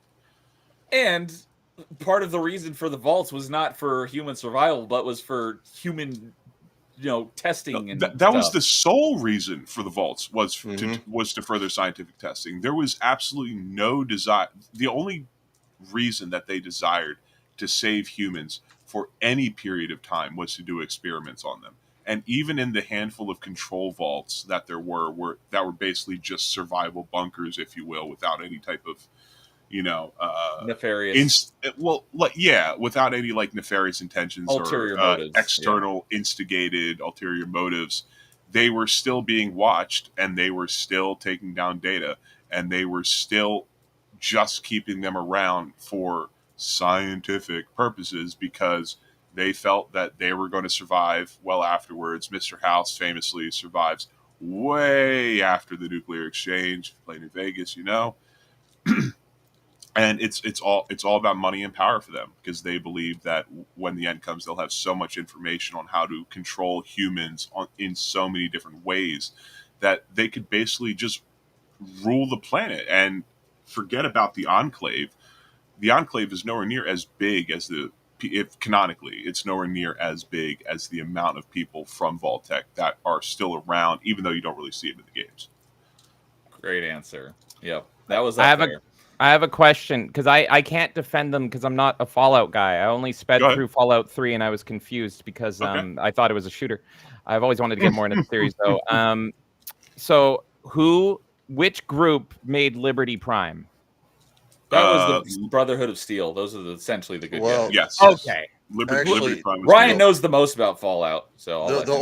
old world government actually made Liberty Prime. It was the Brotherhood of Steel that actually found Liberty Prime underneath the Pentagon, Yes. also known as Oh, the okay. Citadel. And then they reactivated Liberty Prime. So no, it was actually the old world government. It was actually the answer to the Chinese invading Alaska. It was before I believe they got the T-51 power armor, or T-45. So that was their first answer, but they knew that it wasn't, it wouldn't survive forever. They needed another option, but it bought them enough time to get the power armor off the ground that ultimately won the Battle of Anchorage. Yep. Okay. And if you guys pay attention in the games, we know that the Brotherhood of Steel is not a democracy at all. Nope. It's an authoritarian autocracy. And Yeah, that's why I said there's they're no the way good guys. There really are no good guys in Fallout. that's true. But the simple thing here is there's no way an authoritarian autocracy would create a massive robot that shoots lasers and throws mini nukes. and throws mini nukes Like a football. that would shout a voice line like democracy is non-negotiable. For as funny as that line is, love there's no him. way the Brotherhood of Steel would espouse the merits of democracy. Yeah, No. whatever Liberty, whoever is on the side of Liberty Prime is the good guys to me. So what the authoritarian, non-democracy guys, they sound great. well, the old the US Brotherhood of government sounds Steel great. in the DC area are vastly different from the Brotherhood of Steel basically everywhere else. It's a whole thing in Fallout 3 why the Brotherhood of Steel in the East in DC are exiled, and even on top of that, there are exiles from that group because they felt that Elder Lyons was pulling so far away from Elder Maxim that you have like this second degree of separation rebels that want to basically rejoin the original Brotherhood of Steel faction. Who is the guy that says degenerates like you belong on a cross? Oh my gosh, In that's in Fallout New Vegas, and that's Vulpus Volcan. What's his name? It's a Latin name. It's the guy that wears the fox head, the first one you run into, where there's that massive tire fire, and they had the lottery to see who didn't get crucified. I'm Yeah. team that group. I'm Nipton. team whatever that is. At Nipton, they slaughter the town of Nipton and they do the lottery, and basically, if you win the lottery, basically, it's You get to not. live. Yeah, you get to live. It's Okay. yeah, they're heinous. The Legion's the only Legion. one that I know of that actually crucifies people like the old Romans did. Mm-hmm. Okay. And it's brutal. Brutal. Fallout New Vegas is definitely the best Fallout. I know that's like widely agreed upon, and the Legion are absolutely brutal. Mhm. But Vault-Tec, I mean, I had to pick the Legion. I wouldn't exactly call a corporation, honestly. But Sorry, I'm just learning. about I've always Vault-Tec. been interested in Fallout, but I've botched every time I've tried to play it. I'll so tell you what, I'm James. learning. Again, you got a PC, install New Vegas, and get some mods for it. It's genuinely good. There's plenty of mods. It's really easy to do. There's really easy directions. You should really do it. You I've playing And Fallout you can find wrong. plenty of reasons. Yeah, I mean, I if you're literally played Fallout 3 Well, wrong. you 'Cause I playing didn't know it was Fallout an wrong RPG. is like me playing Republic Commando wrong, which I may be rectifying today. My buddy's coming over. And we were playing Mass Effect Yeah. last night, and he's like, when I come over tomorrow, what we should do is do Republic Commando, and I'll coach you on how to play it properly. I was like, I like it. Yeah. Slight sidebar. Christian, thank you so very much for teaching Neo later today to play Republic probably Commando be here in properly about because it's 5 minutes. fantastic game. It's a fantastic game, and I need Neo to see this. Well, I've played through a chunk of the game already on stream, and You need to play through all of it. I was correctly. not having a good time, and I was like, why do people like this game? I hate this game. Once So, you learn it, you'll get I it. was playing it wrong, so he's going to teach me, and maybe I'll come around and actually enjoy the game. You know what's weird is I hated it on controller. It really feels like a shooter that just was thrown on controller and it doesn't work well. But on mouse and keyboard, I love it. It's one of those shooters that's like night and day, and it does not have enough auto aim or something. It's weird. So I don't blame you, Neo. I think you were playing on controller, right? So yeah, and trying to I've never beat it on controller. And trying to move around the right thumbstick and command the other three members of your squad is really dumb. Doing it on a keyboard and having dedicated buttons. Is biggest missed opportunity is making that a 4-player co-op game. Oh yes, which was well, the it was plan, supposed which to have was a the plan for the sequel. sequel. Yes, thank And you, it was James. going to be Commando. Imperial Commando, and Yeah, it was the sequel got scrapped sadly because Thanks, EA was in that phase where if something didn't perform incredibly amazingly well, that it got canned. It's like, oh, you only sold 7 million copies, you're gone. Peace. So, all right, before we get into our last topic, I want to know if Ryan has come up with his 3 waifus. Yes, I have. Okay, they're all from the same that's okay. studio. So the topic that I sent out to everyone was your top 3 waifus, but I picked 3 for a reason because I want to throw a wrench in the plan after you pick your 3 waifus. This is super you have to upsetting, by the do way. marry, bang, kill on your 3 waifus. I want to do that. We all did it. Ryan, I didn't want to do it either. I was able to cheat because I killed one that was already dead, so she can probably come back, honestly. All right. Well, I've already got them picked. So it's going to be Bastila from Knights of the Old Republic, Liliana from Dragon Age Origins. Let's go. And then it's going to be Ashley from Mass Effect. Let's go. All right. What order are those in? What order are they in? Oh, I didn't. On Mary F Mary Kill. Kill. F Mary Kill. Okay, so Mary would probably be, honestly, probably Ashley from Mass Effect. Marry her. Bang. James approves. Yes, I do. I bang little. I can't. I've Liliana. never said. Yeah, I've never been able to say her name right. Because it's. Liliana. Yeah, it always goofs with me. And then of course, Basla, because it's just because I don't know. I mean, because it's, I guess maybe a little jaded towards Star Wars or something. Can we say that I would kill Jedi Basila, but I would marry Sith Sith Basila? Basila. I'm just gonna say the Goth Basila is peak, and she's so loyal to you that's peak Basila, and she's got like the dark makeup on. So thank you, Malik, for turning my waifu into a bride by shocking her, literally shocking her into submission. So I mean, it makes for a great story too. But the reason I picked these three is because they're all three characters that ultimately I end up romancing in the games.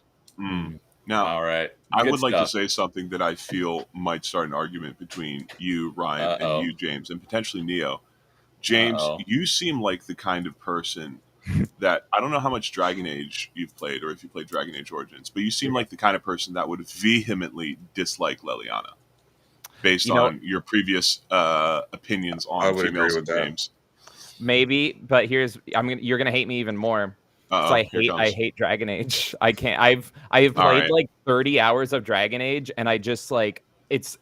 Kay said it as well. It's like I should love this game. It's got all the mixings in it, but it's just like there's something in it that I find it so dull and boring, and I don't like any of the characters. I don't like it. Nothing Oh grabs my me, God. and I hate the gameplay, and I hate the story. It pretty much, if there's not a protagonist or an antagonist in a primarily story game, and of course it's like it's pseudo turn based. It's like it's just not. There's nothing going on in that game for me. But neither Dragon Age Origins nor DA2 nor I've only tried Inquisition? playing one. You know what? Inquisition gets a lot of hate, but they did some things that interested me. I actually really enjoyed Inquisition. Oh, maybe I should try it. But yeah, I've only tried Origins because the popular opinion is Origins is Right. the only good one. And I've literally played like 30 hours of it, and nothing grabs me. So I'm like, well, I clearly don't like the series because that's the only good one. So. I hated 2. Everyone As did hates I. two. As did Yeah. I. Yeah. I always hated skip that they two. That's what I changed hear is 2 is the worst. Yeah, I hated the combat style. I hated Yep. the way they changed the way, just the mechanics of it work. I don't like it. No. And they kind of fixed it is kind of a weird way of saying it because they changed it a lot for Dragon Age Inquisition. And I just need to say this right now where everyone can hear me. Dragon Age 4 is coming out, and they've taken away the ability to control your companions, and I think that is a horrific mistake. Wow.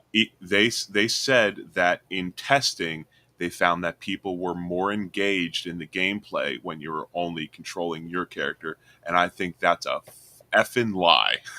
That's such a departure from the core to that franchise. That game is so dead on arrival, bro. So like there's so much wrong with it. So now, no blood magic either. Yeah, now not only can you not control the other characters in your party, you can't choose their upgrade paths. You can't choose they're just the characters are the characters, terrible. and they auto. It's like the auto level up setting is permanently enabled and there's no way that to disable it. sucks. So It looks like they tried to make it into Fortnite. I'm going to disregard that because I'm just going to cook off if that happens.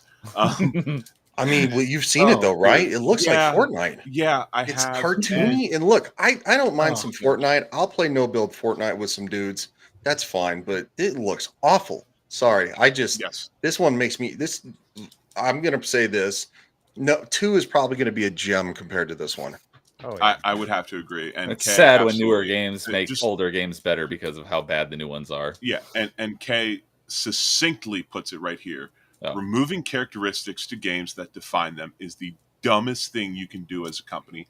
Absolutely. Yeah. It's unreal that they did this, and it's unreal that they came up with what I think is a BS reason that I'll reiterate once more.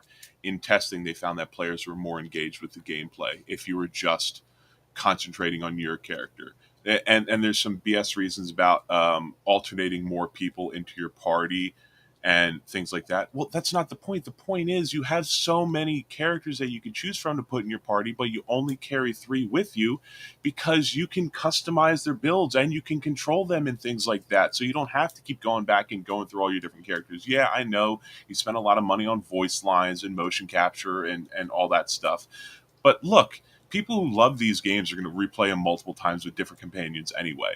So to not only go from DAO, which had the most customization, especially in tactics, to Dragon Age 2, where they removed even more customizations, to Dragon Age Inquisition, where they removed more customizations but kind of changed things up, you were still able to control the characters. You're still able to choose their talents and reset their talents with the amulet and make a sword and board guy a dual wielder or a two-handed sword or what have you, change the mage's type of magic.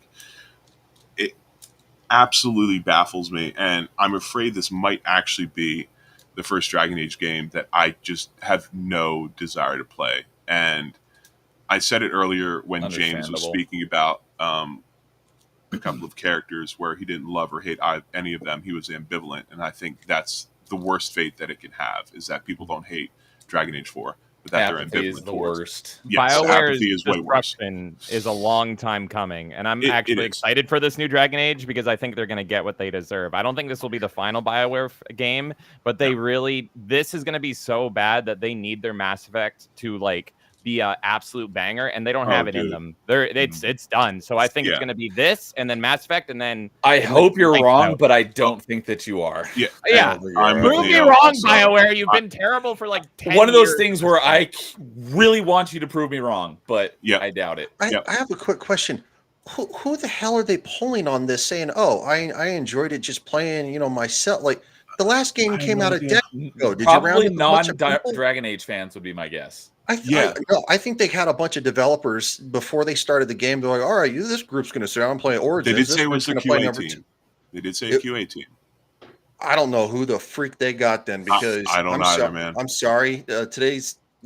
Sorry to those of you that aren't, but this new generation, they have their face so far up their butts and their phones that it's like they don't know. They want mind numbing. They don't want to think. They want to just. So no, I don't. You get these games journalists that, the same thing. This game's so hard. Well, it's like going, well, then, okay, games are supposed to be hard. It's like, Pick fine. a different game. There's infinite to choose from. I'm not, look, I don't want to pull my face off, so I don't play freaking the Souls games. It's just the way it is. And you know what? If you worked for IGN and you didn't play Souls games, you know what IGN should do? They should hire a journalist that's like, actually, I'm really into those kind of difficult games. Make that guy review them. Why don't you just do that? Oh my gosh. I'm an RPG guy. I play it for the story. Most of the time I play it on either normal or easy. Because I just want to play the story.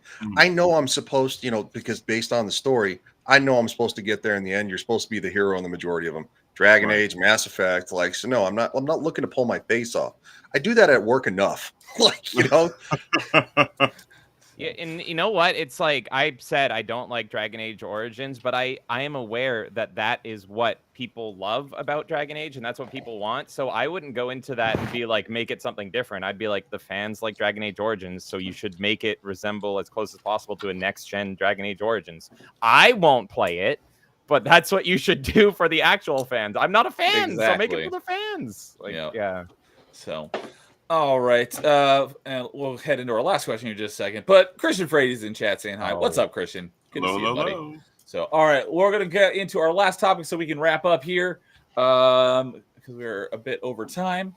And as I usually like to wrap up with the best game of a specific year, and we've been going down the list. So today is 1993. I have a feeling I know what James's answer is.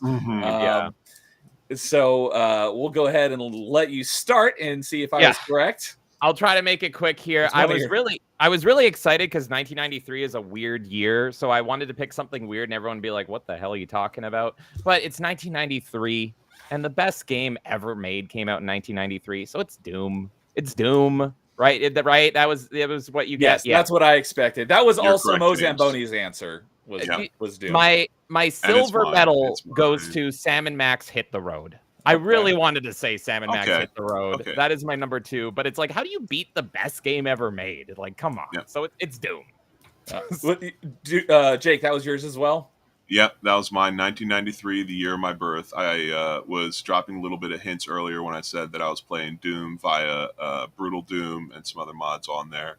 I know it's kind of like the basic answer for some people, but you just can't beat it in some ways, especially when, again, it's the year of my birth. So 31 years later, there's mods that are still being updated, like Brutal Doom. You have games that are being developed using the GZ Doom toolbox and engine. It's such a great game, and it's even a great game when you just have a single axis of aiming. When you're just playing it like the original, it's a great game. I love it. On a calculator. You could play it. Yeah, you could play it on a TI-83. It's the fantastic. reason for the meme, because there's two opposite ends of the spectrum of this meme. There's can it run Doom, because literally everything runs Doom. Then the opposite end of the spectrum is can it run Crisis. Right, exactly. That's great. Yeah. Yeah. And both these games came out in '93. That's why they're there. So it has Star to Fox, compete with Mortal Kombat Star 2. Fox. Okay, and that's Mortal why Kombat I was like, 2. we haven't touched on the games in the background yet. They're why both you picked them. '93 games. That's why. right. I knew yours answer was going to be Doom, but I thought maybe Mortal Kombat might be in there as well, because I know you're a fan of Mortal Kombat. Great soundtrack on MK2, but yeah, not even in my top. If Nerdy Neo, if you ever do a top 5 Mortal Kombats, it would not place for me. Quick question. Probably not top 5 Mortal Kombats, but we may do a top 5 fighting games at some point. Oh, okay. Jake, just real quick question, because I'm not a big Nintendo guy, so I don't know a lot about it. I just never grew up with Nintendo. That's why. But didn't Pokemon Red and Green come out in 1993 also, or is that 95? I think that was later. Okay. James, yeah, you find out the answer. 96. Okay, because I was trying to think of games that had such impact on the industry. Star Fox, Mortal Kombat 2, Doom. Those games for those were definitive games for their genre. Mortal Kombat 2 was the definitive fighting game for the genre, and shaped all fighting games going forward. Doom obviously was the definitive game and practically invented the genre, although we can go back and discuss that. But shaped everything going forward. And Star Fox, the uniqueness of Star Fox, basically created a genre in and of itself, although there were some arcade games that kind of played like it. And even still, there hasn't really been anything like Star Fox since Star Fox came out. There was Star Fox 64. There's other Star Fox games like that one on the Wii U. I don't know the name of it. The one I was mentioning earlier, Star Fox Assault, which is the sequel to Star Fox 64. Oh, it's not Star Fox great. Assault. There's also that one kind of third-person Star Fox game on the GameCube, which is Star Fox. Star Fox Assault and Star Fox Adventures were both on GameCube. Star Fox Adventure. Thank you. But as far as like Star Fox. Oh, there was Star Fox 2 that recently came out with the SNES Classic, which it was a game that was made back in the 90s. They never released it until years ago. Really good. Yeah, I didn't know that. I didn't know that. But as far as like there is, I don't know the name of it, but I just saw it on Steam recently. It's basically the spiritual successor to Star Fox. So someone's made a Star Fox clone that's like very recent on Steam. I just don't know what it's called. I'll get you the name of that. I do want to quickly say also another interesting thing about 1993. If you look at that year, Super Mario Kart dominated that year, but it came out the prior year. But it just blew up so much that throughout 93, everyone was playing Super Mario Kart, but it came out August 92. So I picked Doom is not on mine because I didn't play Doom, the original Doom, until after I played Doom 2016. And then I went back to the classics. Okay. So I don't have the nostalgia for it, so it's not on mine. But Star Fox is not my number one, but it is on my list because that was one of the first games I owned. And just the fact I got that game to run basically a 3D game on a Super Nintendo with that FX chip is quite impressive, despite it running at a super crappy frame rate. But just the fact that it runs at all is impressive. There's 2 spiritual sequels on Steam. One that I like, but it's a flawed experience, is Whisker Squadron Survivor. It is the Vampire Survivors meets Star Fox. It's quite good, but it's kind of flawed. But the game you're probably thinking about is EX Zodiac, and that is literally a spiritual sequel to Star Fox. I'm pulling it up now. I've seen the trailer for EX Zodiac, and it does look I mean, Yes. it looks like Star Fox, and it looks good too. This it is looks like it'll be fun. I'm pretty sure this is exactly what I was thinking of because it looks exactly like Star Fox, Super Nintendo Star Fox. Both are very Star Foxy, and you can buy them on a bundle together on Steam and save money. So yeah. I'll put the link to that in the stream chat afterward, or in the stream description afterwards. So if there's anyone who watches this after the fact, thanks, Zodiac. Right so on. Thanks, all right. James. And Ryan, do you have a favorite game from '93? I do. I have two. Sweet. Doom is not going to be one of them, and the reason is because I do love Doom. I didn't play it until much later. Same here. It wasn't like a lot later, but I think it was like 96 or something. I was still technically and I hadn't hit high school yet. I was still in middle school when I got to play Doom for the first time.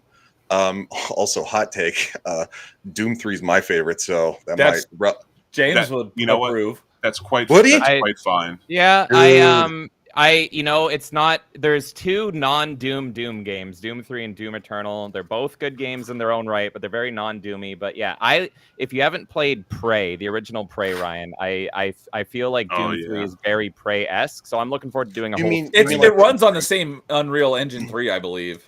Came out. Not the Prey from was it 2016? No, it's 2006, and the Prey you're thinking of is 2017. But we're talking the original one on 360. It came out in 2006. Okay, I actually have the Prey for 2017. Sorry, dude, I'm going to cut you off. I didn't know there was an original one though. I have to look that up. Mm-hmm. Yeah, it's totally different, by the way. Doom 20, excuse me. Okay, Prey 2017. Just absolutely nothing similar. They just took the name. You could have called it anything else. Yeah, they literally could have called it anything else, but they just used the name because they had it. I think ZeniMax Studios. I hate them so much. Before it's a Bethesda game, right? Yes. Well, this is back when ZeniMax owned Bethesda before Microsoft bought Bethesda. Okay. So ZeniMax, I believe, still owns the Prey name. Classic. I think.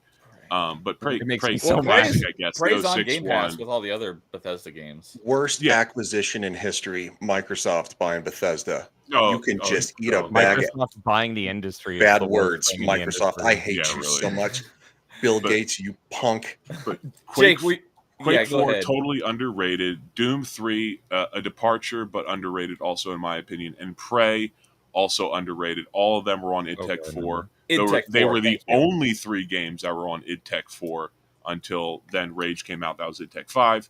And then Doom 2016, Doom Eternal, that's id Tech 6. They're all 3, I think, great games in their own way. They're all great shooters, and they're way underrated. People give them way too much crap. Yeah, because I was like, I said Unreal Engine 3, and so I was like, you said something, but I didn't catch what it was. So thank you for correcting me on the game engine, because I was like, I don't think that's right, but I don't remember what it is. And dude on Rumble is saying that he also loves Doom 3, and Doom 3 was the showcase for the new id Tech engine at the time. Yes, it was. Mm-hmm. Yes, it was. I remember that famous behind-the-scenes interview that John Carmack did, where he was talking about dynamic lighting and shadowing in Doom 3, and man, that stuff blew my 13-year-old mind. So while we're on the topic, two things. Yeah, go ahead, dude. I didn't name my games, but if we're coming back to it, we're good. Yeah, just a second, we'll get back to that. But 2 things while we're on this topic. I did play Prey back when it was new. I GameFly'd it, and I really liked it. But it was on sale for like $1 or $2 before the 360 store shut down, so I bought it. So I now have it, so I can play it again because I did really like that game. And then secondly, when we're on the topic of id Tech, QuakeCon is going on right now, and that's why we got a bunch of Doom news within the last couple days. They did as Phantom mentions, there's a Doom 1 and 2 remaster. I was hoping on Xbox. It's a good thing. I don't know about Steam. But they also released the Doom Eternal dev kit to the public, which I have been waiting for because I have an idea in mind to take the building blocks of Doom Eternal and make a new game out of it, and I can finally do it now. So I am so stoked. It's very complicated, so I need to learn how to do it. There's almost no tools out there to teach you how because it just became available like 2 days ago. And it's the full tools. It's the full tools, and it's id Tech 7. Oh, my God. I didn't know that bit. The requirements to run the tool are quite beefy. and the dev tool is 100 gigs on its own. So Holy I'm learning. smokes. I'm going to be Wow. learning how to use it because I've got some great things in mind. Oh, But man, yeah, we're not going to get into the whole Doom 1 Yeah. and 2 thing. Dirty Neo, I will quickly say I didn't want you to bring it up because it's overtime, but yeah, Doom 1 and 2 together remake or whatever the hell they did. Please don't suck. There is a lot of complications. I did a deep dive thread over on Twitter if you want to check that out. I have a huge long thread because I just I would dug love to through read it that. and I want found to take a look at that. so many. I'll link it for y'all, but yeah, it's Yeah, a complicated please. mess, I will say. Please do, because remaster and Thank you, remake sir. are very different. Yeah. Oh, yeah. It's so Very complicated. different. They took 2 games, smushed it together. It's not really any of that. It's a mess. I'm gonna get to it on Okay. our podcast as well, but there's a big thread going through James sent me the link, so I'll put that in the stream description as well afterwards, so anyone can go check that out as well. So I I appreciate clicked that. on it, so I'm going to go read that. My 2 games, though. Yes. Go for it. I was like 7 years old at the time, and I had gotten my first Game Boy, so that's pretty exciting, right? Okay. Yes, Especially it is. for a kid who didn't. We only had the NES, and then I got a Game Boy, and then we got a 64. Like, that was my progression leap. So it was kind of pretty sparsely far apart. My 2 favorites, because one of my favorite movies of all time is Jurassic Park. They had an NES version and they had a Game Boy version. I had that, and my parents also got me Mortal Kombat 2. I played the holy snot out of those games. I mean, I whooped Shao Kahn so many times and saved everybody with Scorpion every chance I could get. Like, and yeah, Scorpion is my favorite. Like, I mean, get over here. Like, seriously, come on. And there's only one Mortal Kombat movie. Yeah, there's only one Mortal Kombat movie, by the way. Just one. No, Annihilation's The most recent one, right? No, Yeah, no, and James. No, My James. MK2 No. is frozen. I think it looped too long. Hold on. It was the power of Brian bringing it up. I can give James leeway for the nostalgia reasons to love Annihilation. But it he's yelling from across the way. Have fun over there, James.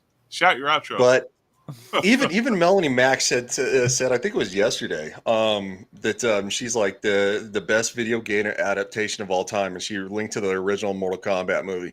The new ones are horrendous, but I won't go down that road.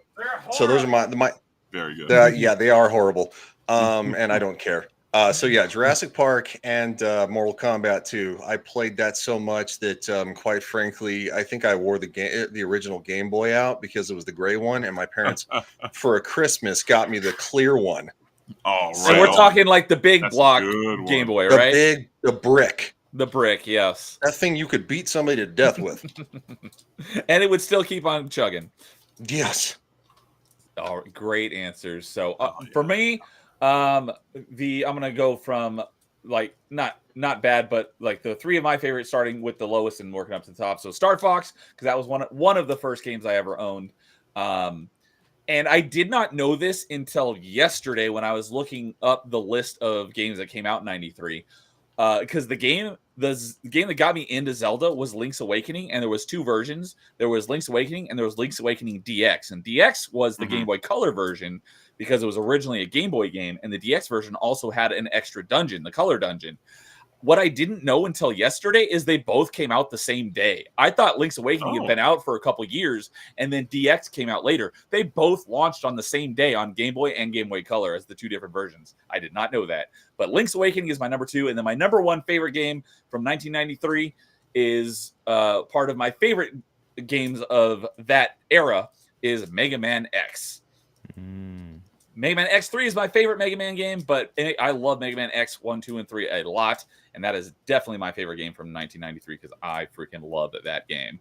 Very good. I have to quickly say Link's Awakening. I haven't played it yet, but I'm excited to play it because it's literally Twin Peaks Zelda, and I love Twin Peaks.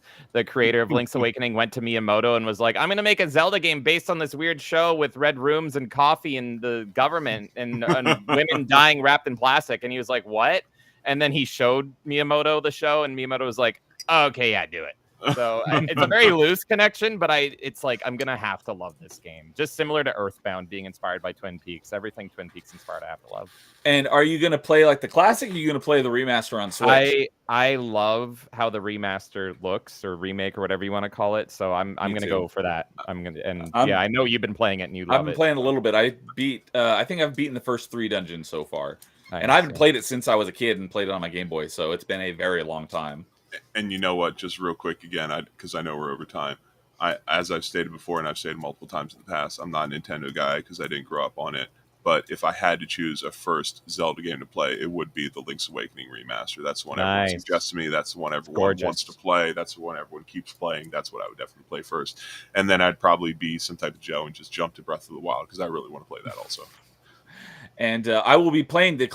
I probably won't do the original Game Boy version, but I will go back and do the Link's Awakening DX version because that's the one that I had again at some point. Because now that I'm into retro achievements, I'm gonna be playing again for achievements. And I think dude actually wrote the achievement set for the original Game Boy, the Game Boy version. I'm gonna pull it up here real quick to double check, That's but I believe he wrote the achievement not for the DX version, but for the classic Link's Awakening. Let me pull it up here if I could spell it right. Man, what a chat.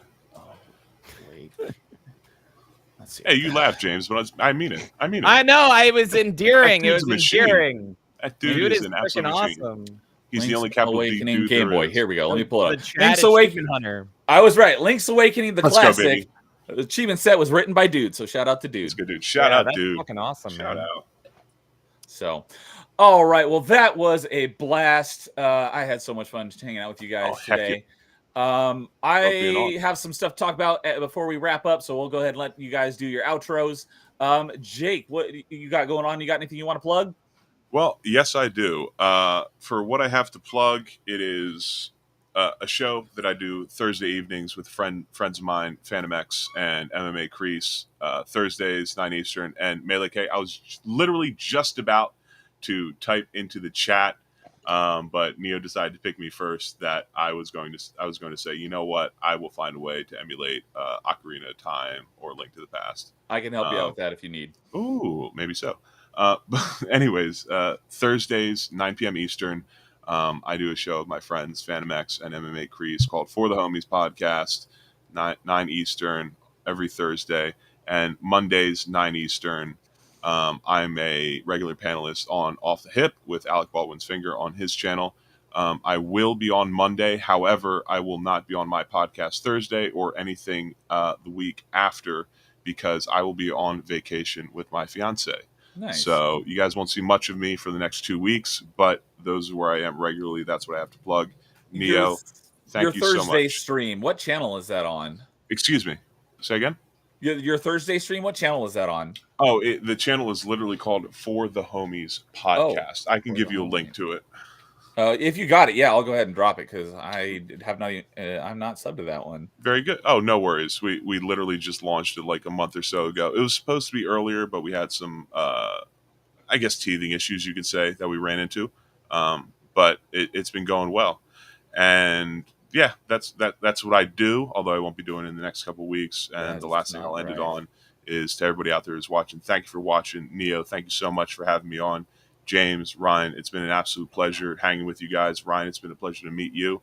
Yeah, and absolutely, to everybody out there watching. Oh, I found it. Be well, peace out, horns up, and rock. All right, guys. I'm dropping the link to For the Homies podcast in the chat right now, and I'll post that in the stream description afterwards as well. Yes, thank you, good sir. Thank you so much. Always great having you on. I can't wait to get you on for part 3 of our open mic at some point. Oh yes, because break that record again. We still got more to talk about. Oh yeah, we do. All right, Ryan, you got anything you want to plug? Not currently at the moment. I mean, House of the Dragon just ended. So there's probably going to be trying to find something different to do on Monday nights. Just kind of on a hiatus right now, which unfortunately includes this show. I was lucky enough to have this Saturday off so I could do one last one. But yeah, working, let's just say, for an aircraft company, you work weird hours, and my weekends are full now. So, Oh, so you're the reason Boeing planes are falling apart. Ah, No, I don't work for Boeing. Neil beat me to Don't it. put that out there. Good lord. Don't put that evil on me, Ricky Bobby. Yeah, I was gonna say, Yeah, don't put that evil on me. that's what I was gonna go with. I'm like, don't put that on me now. No. I work a flight line. So I don't necessarily, I don't engineer. You don't have to get airplanes. into it. No, it's fine. But hopefully one of these days I get to fly them. That's kind of the point. But That'd be anyway, Right on. I wanted Yeah. to be a pilot when I was a kid. I did too. we all There's only two things I ever wanted to do when I was a kid: be a pilot and be a police officer. And I've done one. Second one's a Shut pilot. up. So we're going for it. I got too many city miles to be a cop anymore. I'm old. My back hurts. It's like- but yeah, so it's one of those things that well, when I can jump on, I'll jump on. So it's I like it here. It's always fun to talk about this stuff and goof around and have some hot takes. I will have an update about that when we get to me. So, but yeah, I'm glad you were able to hop on today. That was a nice surprise. Yeah, it was. Shout out to the procedure I had to have, so I had to take a few days off of work. So when you work with $1 million machines, you can't have. It's hard to have work restrictions. So That's true. That's true. because if you damage $1 million machine, you're fired. Boy, Well, and if you worked for Boeing, you'd be ultra fired. Oh no, I'd probably be dead. Well, that's fine. Oh, look at those whistleblowers. Good lord. They're all in good health. Also, Yeah. James, rapid fire. I got lightning outside my house. Go. What? Oh, is it my turn? Is it time for No, me? I'm Anyway. I'm just, Oh God. just throwing it out. Ryan, it's always There it awesome is. hanging out with you, man. You've been You missed. too, So, buddy. it's unfortunate you're so busy in the real world because over in the internet world, we miss you, bud. So should I go? Is my turn? My time Yes. to shine? Okay. Your turn, Hi, yeah. everybody. I am one half of Melee Games. Together with me and Kay, we form Melee Games, and we bring the glory back to gaming. We've got so much stuff going on, folks. Tomorrow, we had a week off. We're returning to the glory. Tomorrow, Let's go, Sunday, baby. it's going to be Steam Roulette. Once again, we are going to have Yeah. the madness and the chaos right back for you guys. And, of course, I have to say this. Monday, September 2nd, it is going to be Melee Games' biggest stream ever. So get ready for it. I cannot wait for it. It's going to be crazy. We are doing the Nintendo World Championships Melee Edition. We're going to be cramming so many people in here. We're going to be shoving them in here in the Melee studio, and we're going to make them compete in the Nintendo World Championships. Many will come in, and only one can win that golden star. Do not miss it. That is Monday, September 2nd. It's going to be huge. It's going to be massive. Imagine Melee Mario Party times 100. So do not miss that. Monday, September 2nd, NWC, baby, Melee Edition. Let's go. Make sure you guys put some plastic on the furniture inside that Thunderdome. Oh, no. We're getting wet and wild. It's gonna Oh be boy, here we go. Oh, yeah. Don't invite Dermy. Dermy, he's more than well. He's stuck over in I don't even know where he's in America. That's all I really know. But yeah, it's this. Oh, you're not in America? No, He's I'm in stuck Canada. But I'm in fucking Leafland here. Oh, He's sorry, in that Duck part of Leafland. Canada where if you stood at the top of Washington, you could throw a rock at his house. So I mean, Okay. it kind of counts. Yeah, no, I'm unfortunately a Leaf. So this, everyone I'm inviting into the Melee studio are people I know that are stuck in Canada. So this is their respite from having to be in Canada. So they get to compete for a prize. Elvis, you better show up. Extra zero. you better Elvis show will up. be there. Elvis is Oh, a hell yeah. competitor. You can Let's root go, for baby. Elvis. Yep. We got Elvis, we got Isman, and we got many, many more faces that are new. Oh, I can't wait. So, all right. Well, good timing because my buddy Rozik is over. I hear him ringing the doorbell right now. So, lastly, I thank you guys for hanging out with me. I had a blast with you guys today. Been a pleasure, man. And everyone in chat, thanks for hanging out. You guys were always great. The only thing I've got, because my real life schedule is kind of up in the air right now, so I don't really have anything nailed down. If Paul's feeling up to it, tomorrow we'll do Halo Reach, but it's totally up to how he's feeling.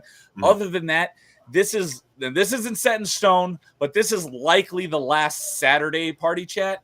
It's very likely it'll be because my weekends I won't have as much time for weekend streaming anymore, but I'll have more time during the week. So it's very likely that we'll soon. It might be a few weeks of a hiatus for party chat, but it's very likely at this point it'll be going to an every other Tuesday is most likely what it's looking like right now. So I'll let everyone know once we get more of the details ironed out, but that's what it's looking like at this moment. So, but yeah, thanks everyone for hanging out with Party Chat for the now over a year I've been doing it. It's been great getting to know you guys and have great chats with everyone. So that will be it for today. And I think I put it in the stream description. I did recently start my own Discord, so if you want to come talk video games with me and stuff, the link I believe is in the stream description already. It is. So come join my Discord, and we can chat there. And I have different channels for all the different streams, and that'd probably be the best way to keep up with what's going on with me. So we will call it there. Thank you everyone for hanging out. You guys all have a great rest of your weekend. We will see you all later, and in the meantime, game on. So yeah. Like Bye.